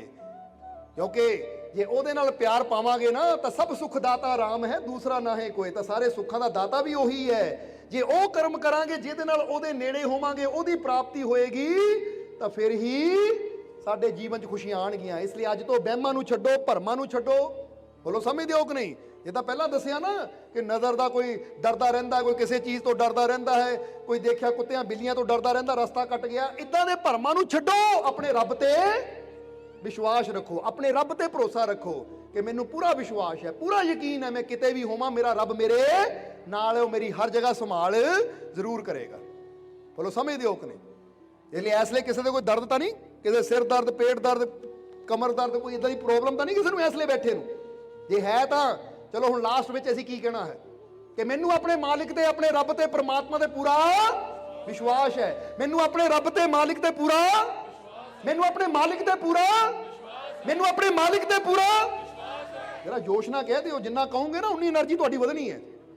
ਜਿੱਦਾਂ ਕਹਿੰਦੇ ਆ ਨਾ ਕਿ ਜਿੰਨੀ ਤੁਸੀਂ ਦੇਖਦੇ ਹੋ ਨਾ ਕਿ ਜਦੋਂ ਪਿੱਛੋਂ ਬਿਜਲੀ ਜ਼ਿਆਦਾ ਆ ਜਾਵੇ ਤਾਂ ਬੱਲਬ ਦਾ ਪਟਾਕਾ ਪੈ ਜਾਂਦਾ ਹੈ। ਅੱਜ ਤੁਹਾਡੇ ਵੀ ਜਿਹੜੇ ਆ ਨਾ ਇਹ ਦੁੱਖ ਤਕਲੀਫਾਂ ਜਿਹੜੀਆਂ ਤੁਹਾਨੂੰ ਤੰਗ ਕਰ ਰਹੀਆਂ, ਅੱਜ ਇੰਨੀ ਆਪਣੀ એનર્ਜੀ ਵਿਸ਼ਵਾਸ ਦੀ ਵਧਾ ਦਿਓ ਕਿ ਇਹ એનર્ਜੀਆਂ ਦੇ ਪਟਾਕੇ ਬਹਿ ਜਾਣ, ਯਾਨੀ ਇਹ ਦੁੱਖਾਂ ਦੇ ਪਟਾਕੇ ਬਹਿਣ, ਦੁੱਖ ਐਦਾਂ ਦੌੜ ਜਾਣ। ਇੰਨਾ ਆਪਣੇ ਅੰਦਰ ਆਪਣੇ ਆਪ ਨੂੰ ਵਿਸ਼ਵਾਸ ਨਾਲ ਭਰਪੂਰ ਕਰ ਲਓ, ਕਿਉਂਕਿ ਵਿਸ਼ਵਾਸ ਨਾਲ ਭਰਪੂਰ ਤਾਂ ਇਨਸਾਨ ਐਦਾਂ ਚਟਾਨ ਦੀ ਤਰ੍ਹਾਂ ਸਟਰੋਂਗ ਹੋ ਜਾਂਦਾ, ਮਜ਼ਬੂਤ ਹੋ ਜਾਂਦਾ, ਕਹਿੰਦਾ ਲਿਆ ਕਿਹੜਾ ਦੁੱਖ ਹੈ, ਉਹ ਦੁੱਖ ਮੇਰੇ ਨਾਲ ਟਕਰਾਏਗਾ ਔਰ ਚੂਰ ਚੂਰ ਹੋ ਜਾਏਗਾ। ਤਾਂ ਜੇ ਡਰਦੇ ਰਹੇ ਤਾਂ ਫਿਰ ਡਰਨ ਵਾਲਿਆਂ ਦਾ ਤਾਂ ਉਹੀ ਹਾਲ ਹੁੰਦਾ, ਜੋ ਡਰ ਗਿਆ ਸਮਝੋ ਡਰ ਹੀ ਗਏ ਤਾਂ ਮਰ ਹੀ ਗਏ। ਫਿਰ ਹੁਣ ਤੁਸੀਂ ਮਰਨਾ ਆ ਡਰ ਕੇ ਜਾਂ ਵਿਸ਼ਵਾਸ ਨਾਲ ਆਪਣੇ ਆਪ ਨੂੰ ਇੰਨਾ ਸ਼ਕਤੀਸ਼ਾਲੀ ਮਜ਼ਬੂਤ ਬਣਾਉਣਾ ਹੈ ਕਿ ਬੜੇ ਤੋਂ ਬੜਾ ਦੁੱਖ ਵੀ ਆਵੇ ਤਾਂ ਐਦਾਂ ਹੋ ਜਾਵੇ ਕਿ ਪਲਾਂ 'ਚ ਦੂਰ ਹੋ ਜਾਵੇ। ਬੋਲੋ ਸਮਝਦੇ ਹੋ ਕਿ ਨਹੀਂ? ਇਸ ਲਈ ਸਟਰੋਂਗ ਬਣਾਓ ਆਪਣੇ ਆਪ ਨੂੰ, ਮਜ਼ਬੂਤ ਬਣਾਓ ਆਪਣੇ ਆਪ ਨੂੰ। ਔਰ ਮਜ਼ਬੂਤ ਅਸੀਂ ਕਿੱਦਾਂ ਬਣ ਸਕਦੇ ਹਾਂ? ਜਦੋਂ ਅੰਦਰ ਆਪਣਾ ਵਿਸ਼ਵਾਸ ਜਿੰਨਾ ਬੰਦੇ ਦਾ ਮਜ਼ਬੂਤ ਹੁੰਦਾ ਹੈ ਨਾ, ਯਕੀਨ ਭਰੋਸਾ ਆਪਣੇ ਰੱਬ ਤੇ ਜਿੰਨਾ ਮਜ਼ਬੂਤ ਹੁੰਦਾ, ਉਨਾ ਹੀ ਬਾਹਰੋਂ ਬੰਦਾ ਸ਼ਕਤੀਸ਼ਾਲੀ ਹੋ ਜਾਂਦਾ ਹੈ। ਹੁਣ ਇੱਕ ਬੰਦਾ ਸ਼ੇਰ ਨਾਲ ਮੁਕਾਬਲਾ ਕਰਦਾ ਹੈ, ਕਿੱਦਾਂ ਕਰਦਾ ਹੈ? ਆਪਣੇ ਹੌਸਲੇ ਨਾਲ ਕਰਦਾ ਹੈ, ਆਪਣੇ ਵਿਸ਼ਵਾਸ ਨਾਲ ਕਰਦਾ ਹੈ ਕਿ ਮੈਨੂੰ ਯਕੀਨ ਹੈ ਇਹ ਸ਼ੇਰ ਨੂੰ ਮੈਂ ਖਤਮ ਕਰ ਸਕਦਾ ਹਾਂ। ਉਹ ਤਲਵਾਰ ਲੈ ਕੇ ਜਾਂਦਾ ਔਰ ਸ਼ੇਰ ਨੂੰ ਮਾਰ ਦਿੰਦਾ ਹੈ। ਤਾਂ ਜਿਹਨਾਂ ਦੇ ਅੰਦਰ ਹੌਸਲਾ ਹੈ ਨਹੀਂ, ਉਹ ਚੂਹੇ ਤੋਂ ਵੀ ਡਰ ਜਾਂਦੇ ਆ। ਡਰ ਜਾਂਦੇ ਆ ਕਿ ਨਹੀਂ? ਕੋਕਰੋਚ ਤੋਂ ਇੱਥੇ ਤੱਕ ਕਿ ਘਰ 'ਚ ਛਿਪਕਲੀ ਹੋਵੇ ਨਾ ਛੱਤ ਤੇ, ਤਾਂ ਵੀ ਬੰਦਾ ਚੀਕਾ ਮਾਰ ਕੇ ਦੌੜਦਾ, ਉਹ ਛਿਪਕਲੀ ਛਿਪਕਲੀ। ਇਹਦਾ ਮਤਲਬ ਕੀ ਹੈ? ਹੱਥ ਪੈਰ ਉਹੀ ਹੈ, ਸਰੀਰ ਉਨਾ ਹੀ ਹੈ। ਹੁਣ ਸਮਝ ਲਓ ਜਿਹੜਾ ਸ਼ੇਰ ਨਾਲ ਲੜਨ ਵਾਲਾ ਆ, ਕੋਈ ਉਹਦੇ 10 ਹੱਥ ਥੋੜੀ ਹੁੰਦੇ, 10 ਸਿਰ ਥੋੜੀ ਹੁੰਦੇ ਆ ਰਾਵਣ ਦੀ ਤਰ੍ਹਾਂ। ਸਿਰ ਤਾਂ ਉਹਦਾ ਵੀ ਇੱਕੋ ਹੀ ਹੁੰਦਾ ਹੈ, ਹੱਥ ਤਾਂ ਉਹਦੇ ਵੀ ਉਹੀ ਹੈ 2, ਪਰ ਫਿਰ ਵੀ ਉਹ ਸ਼ੇਰ ਦਾ ਮੁਕਾਬਲਾ ਕਰਦਾ ਹੈ। ਫਰਕ ਕਿੱਥੇ ਹੈ? ਫਰਕ ਹੈ ਉਹਦੇ ਹੌਸਲੇ, ਵਿਸ਼ਵਾਸ 'ਚ। ਵਿਸ਼ਵਾਸ ਹੈ ਕਿ ਮੈਂ ਸ਼ੇਰ ਨੂੰ ਵੀ ਖਤਮ ਕਰ ਸਕਦਾ ਹਾਂ। ਤਾਂ ਜਿਹਦੇ ਅੰਦਰ ਡਰ ਹੈ ਉਹ ਫਿਰ ਚੂਹੇ ਤੋਂ ਵੀ ਡਰਦਾ ਹੈ। ਹੁਣ ਅੱਜ ਅਸੀਂ ਵੀ ਕਹਿੰਦੇ ਤੁਹਾਡੇ ਮੋਹਰੇ ਵੀ ਦੁੱਖਾਂ ਦਾ ਸ਼ੇਰ ਜਿੰਨਾ ਮਰਜ਼ੀ ਮੂੰਹ ਅੱਡ ਕੇ ਖੜਾ ਹੋਵੇ ਤੁਹਾਨੂੰ ਖਾਣ ਨੂੰ, ਤੁਸੀਂ ਡਰਨਾ ਨਹੀਂ ਹੈ। ਤੁਸੀਂ ਆਪਣੇ ਹੌਸਲੇ ਨੂੰ, ਆਪਣੇ ਵਿਸ਼ਵਾਸ ਨੂੰ ਇੰਨਾ ਮਜ਼ਬੂਤ ਕਰ ਲੈਣਾ ਹੈ ਕਿ ਮੈਨੂੰ ਯਕੀਨ ਹੈ ਕਿ ਬੜੇ ਤੋਂ ਬੜੇ ਦੁੱਖ ਨੂੰ ਵੀ ਮੈਂ ਖਤਮ ਕਰ ਸਕਦਾ, ਕਿਉਂਕਿ ਮੇਰਾ ਮਾਲਿਕ ਮੇਰੇ, ਮੇਰਾ ਮਾਲਿਕ ਮੇਰੇ, ਮੇਰਾ ਮਾਲਿਕ ਮੇਰੇ। ਇਹ ਵਿਸ਼ਵਾਸ ਰੱਖਣਾ ਹੈ। ਅੱਜ ਗੱਜਦੇ ਜਾਣਾ ਹੈ। ਗੱਜਣਾ ਮਤਲਬ ਇਹ ਨਹੀਂ ਉਧਰ ਵਾਲਾ ਪਾਉਂਦੇ ਜਾਓ ਕਿ ਐਵੇਂ ਨਾਰੇ ਮਾਰਦੇ ਜਾਓ। ਗੱਜਣ ਦਾ ਮਤਲਬ ਹੈ ਕਿ ਅੱਜ ਦੁੱਖਾਂ ਨੂੰ ਐਉਂ, ਜਿੱਦਾਂ ਕਹਿੰਦਾ ਮੱਛਰ ਬੈਠਾ ਉਡਾ ਦਿੱਤਾ ਫੂਕ ਮਾਰ ਕੇ। ਇਹ ਦੁੱਖ ਕੀ ਹੈ? ਪਰੇਸ਼ਾਨੀਆਂ ਕੀ ਹੈ? ਮੇਰੇ ਮਾਲਿਕ ਦੀ ਕਿਰਪਾ ਦੇ ਸਾਹਮਣੇ, ਮੇਰੇ ਪ੍ਰਭੂ ਦੀ ਰਹਿਮਤ ਦੇ ਸਾਹਮਣੇ, ਉਹਦੀ ਬਖਸ਼ਿਸ਼ ਦੇ ਸਾਹਮਣੇ ਇਹ ਤਾਂ ਕੁਝ ਵੀ ਨਹੀਂ ਹੈ। ਹੁਣ ਗੁਰੂ ਆਪ ਹੀ ਦੱਸਦੇ, ਦਿੰਦਾ ਦੇ ਲੈਂਦੇ ਥਕ ਪਾਹੀ, ਜੁਗਾ ਜੁਗਾਂਤਰ ਖਾਹੀ ਖਾਈ। ਉਹ ਕਿੱਡੀਆਂ ਵੱਡੀਆਂ ਉਹਦੀਆਂ ਦਾਤਾਂ ਹੈ, ਤਾਂ ਦੁੱਖ ਤਾਂ ਹੈ ਹੀ ਛੋਟੇ ਜਿਹੇ। ਮੈਂ ਆਪਣੇ ਰੱਬ ਦੀਆਂ ਦਾਤਾਂ ਤੇ ਯਕੀਨ ਰੱਖਣਾ ਹੈ ਕਿ ਉਹਦੇ ਬੇਅੰਤ ਭੰਡਾਰ ਹੈ, ਔਰ ਮੇਰਾ ਮਾਲਿਕ ਮੇਰੇ ਨਾਲ ਹੈ, ਤਾਂ ਮੈਨੂੰ ਕੋਈ ਡਰ ਨਹੀਂ ਹੈ, ਮੈਨੂੰ ਕੋਈ ਚਿੰਤਾ ਨਹੀਂ ਹੈ। ਕਹਿ ਦਿਓ ਫਿਰ ਮੈਨੂੰ ਆਪਣੇ ਮਾਲਿਕ ਤੇ ਪੂਰੇ ਜੋਸ਼ ਨਾਲ, ਜਿਹੜਾ ਅੰਦਰੋਂ ਵਿਸ਼ਵਾਸ ਦੀ ਧੁਨੀ ਉੱਠੇ, ਕਿਉਂਕਿ ਜਿੰਨਾ ਅੰਦਰੋਂ ਜੋਸ਼ ਉੱਠੇਗਾ ਨਾ, ਉਨਾ ਹੀ ਤੁਹਾਨੂੰ ਸ਼ਕਤੀ ਮਹਿਸੂਸ ਹੋਏਗੀ। ਮੈਨੂੰ ਆਪਣੇ ਮਾਲਿਕ ਤੇ ਪੂਰਾ ਵਿਸ਼ਵਾਸ ਹੈ। ਮੁੱਠੀਆਂ ਏਦਾਂ ਕਰਕੇ ਜ਼ੋਰ ਭਰਨਾ ਤੁਹਾਡੇ 'ਚ, ਇਹ ਨਹੀਂ ਮੈਨੂੰ ਆਪਣੇ ਮਾਲਿਕ ਤੇ ਪੂਰਾ ਵਿਸ਼ਵਾਸ ਹੈ, ਮੈਨੂੰ ਆਪਣੇ ਭਾਈ ਤੇਰੇ ਸ਼ਕਲ ਤੋਂ ਹੀ ਪਤਾ ਲੱਗਦਾ ਕਿੰਨਾ ਕੁ ਵਿਸ਼ਵਾਸ ਹੈ, ਤੇਰੀ ਮੂਵਮੈਂਟ ਤੋਂ ਪਤਾ ਲੱਗਦਾ। ਹੁਣ ਜਿਹੜਾ ਜਿੱਤਣਾ ਹੋਵੇ ਨਾ, ਪਤਾ ਕਿੱਦਾਂ ਕਹਿੰਦਾ ਮੈਂ ਜਿੱਤਣ ਨੂੰ ਤਿਆਰ ਹਾਂ। ਜੇ ਬੰਦਾ ਕਹੇ ਮੈਂ ਜਿੱਤਣ ਨੂੰ ਤਿਆਰ, ਮੈਂ ਜਿੱਤਣ ਨੂੰ ਤਿਆਰ ਹਾਂ, ਤੇਰੀ ਸ਼ਕਲ ਤੋਂ ਹੀ ਪਤਾ ਲੱਗਦਾ ਕਿੰਨਾ ਕੁ ਜਿੱਤਣਾ ਹੈ ਤੂੰ। ਕਿਸੇ ਖਿਲਾੜੀ ਨੂੰ ਦੇਖੋ ਜਦੋਂ ਮੈਦਾਨ 'ਚ ਉਤਰਦਾ ਕਿੰਨਾ ਜੋਸ਼ ਹੁੰਦਾ ਉਹਦੇ 'ਚ, ਮੁੱਠੀਆਂ ਬੰਦ ਹੁੰਦੀਆਂ ਹੈ। ਉਹ ਕਹਿੰਦਾ ਹੋਵੇ ਸਾਹਮਣੇ ਜਿੰਨੀ ਮਰਜ਼ੀ ਖਤਰਨਾਕ ਟੀਮ, ਪਰ ਮੈਂ ਵਿਸ਼ਵਾਸ ਨਾਲ ਜਾ ਰਿਹਾ, ਜਿੱਤ ਮੇਰੀ ਹੋਏਗੀ। ਔਰ ਫਿਰ ਜਿੱਤ ਉਹਦੀ ਹੁੰਦੀ ਹੈ ਜਿੰਨਾ ਜ਼ਿਆਦਾ ਵਿਸ਼ਵਾਸ ਹੁੰਦਾ ਹੈ, ਕਿਉਂਕਿ ਖਿਲਾੜੀ ਉੱਧਰ ਵੀ ਉਨੇ ਹੁੰਦੇ, ਉੱਧਰ ਵੀ ਉਨੇ ਹੁੰਦੇ ਹੈ। ਗੱਲ ਖਿਲਾੜੀਆਂ ਦੀ ਨਹੀਂ ਹੁੰਦੀ ਕਿ ਇੱਕ ਪਾਸੇ 20 ਹੈ ਤੇ ਦੂਜੇ ਪਾਸੇ 5 ਹੈ, ਹੁੰਦੇ ਉੱਧਰ ਵੀ 11, ਉੱਧਰ ਵੀ 11 ਹੈ, ਪਰ ਜਿੱਤ ਕਿਹਨਾਂ ਦੀ ਹੁੰਦੀ ਜਿਹਨਾਂ ਦਾ ਹੌਸਲਾ ਵਿਸ਼ਵਾਸ ਬੁਲੰਦ ਹੁੰਦਾ ਹੈ। ਅੱਜ ਤੁਹਾਡੀ ਜਿੱਤ ਵੀ ਕਦੋਂ ਹੋਣੀ ਹੈ?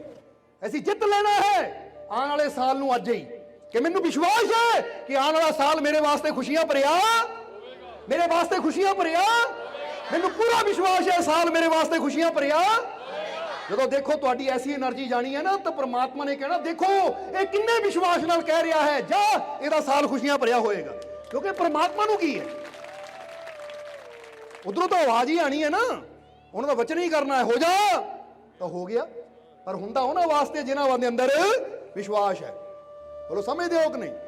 ਇਸ ਲਈ ਕਹਿ ਦੇਣਾ ਕਿ ਮੈਂ ਆਪਣੇ ਮਾਲਿਕ ਦਾ ਬੱਚਾ ਆ, ਕੋਈ ਬੁਰੀ ਚੀਜ਼ ਮੈਨੂੰ ਛੂ ਨਹੀਂ ਸਕਦੀ।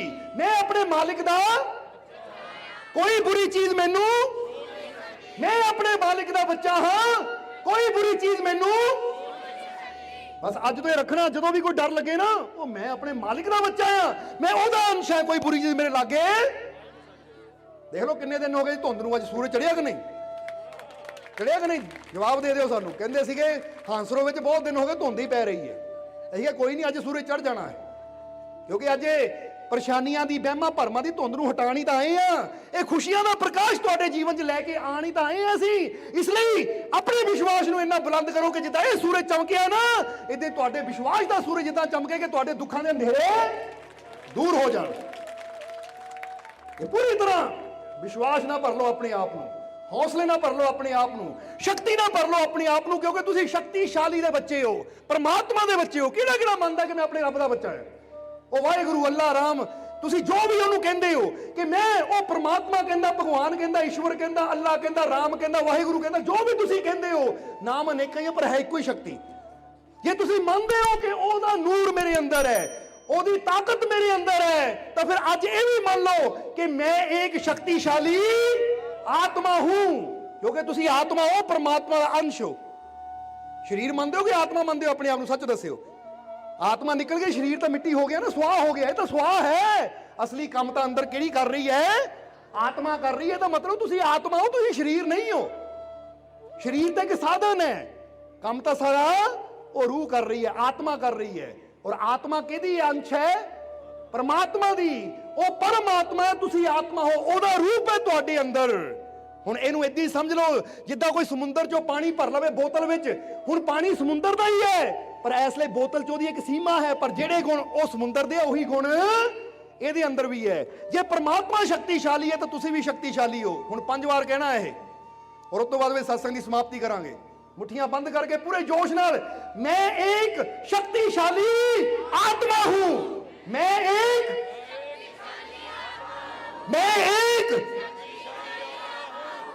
एक शक्तिशाली, मैं एक शक्तिशाली। पूरे जोर ने एक बार कह दो, मैं एक। हुण सच दसो, जोश अंदर महसूस हो रहा है कि नहीं? किहनूं किहनूं हो रहा है? किहनूं लगता मैं कमजोर? ਹੁਣ ਇਹ ਤਾਂ ਕਹਾਂਗੇ ਇੰਨਾ ਜੋਸ਼ ਆ ਜਾਣਾ ਚਾਹੀਦਾ ਕਿ ਜਿਨ੍ਹਾਂ ਦੇ ਗੋਡੇ ਨਹੀਂ ਚੱਲਦੇ ਉਹ ਵੀ ਉੱਠ ਕੇ ਤੁਰ ਪੈਣ। ਔਰ ਸੱਚੀ ਗੱਲ ਹੈ, ਉਹਦੀ ਤਾਕਤ ਕਰ ਸਕਦੀ ਹੈ ਇਹ, ਕਿਉਂਕਿ ਮਾਲਿਕ ਦੇ ਦਰ ਲੱਖਾਂ ਲੇਖੇ, ਮਾਲਿਕ ਮਾਲਿਕ ਕਰਦੇ ਦੇਖੇ, ਗੂੰਗੇ ਗੱਲਾਂ ਕਰਦੇ ਦੇਖੇ, ਪਿੰਗਲੇ ਵੀ ਪੌੜੀਆਂ ਚੜ ਜਾਂਦੇ ਆ ਜਿਹੜੇ ਆਪਣੇ ਰੱਬ ਤੇ ਵਿਸ਼ਵਾਸ ਰੱਖਦੇ ਆ, ਕਿਉਂਕਿ ਉਹਨਾਂ ਨੂੰ ਪਤਾ ਮੈਂ ਨਹੀਂ ਤੋੜਨਾ, ਇਹ ਮੈਨੂੰ ਤੋੜਨਾ ਮੇਰੇ ਮਾਲਿਕ ਦੀ ਰਹਿਮਤ ਨੇ, ਉਹਦੀ ਤਾਕਤ ਨੇ ਮੈਨੂੰ ਤੋੜਨਾ। ਜੋ ਸਾਰੇ ਸੰਸਾਰ ਨੂੰ ਚਲਾ ਰਿਹਾ ਮੈਨੂੰ ਵੀ ਚਲਾਏਗਾ। ਅੱਜ ਇਹ ਵਿਸ਼ਵਾਸ ਲੈ ਕੇ ਜਾਣਾ ਹੈ, ਜਦੋਂ ਕੋਈ ਡਰ ਸਤਾਵੇ, ਕੋਈ ਚਿੰਤਾ ਸਤਾਵੇ, ਤਾਂ ਮੈਂ एक शक्तिशाली आत्मा हूं।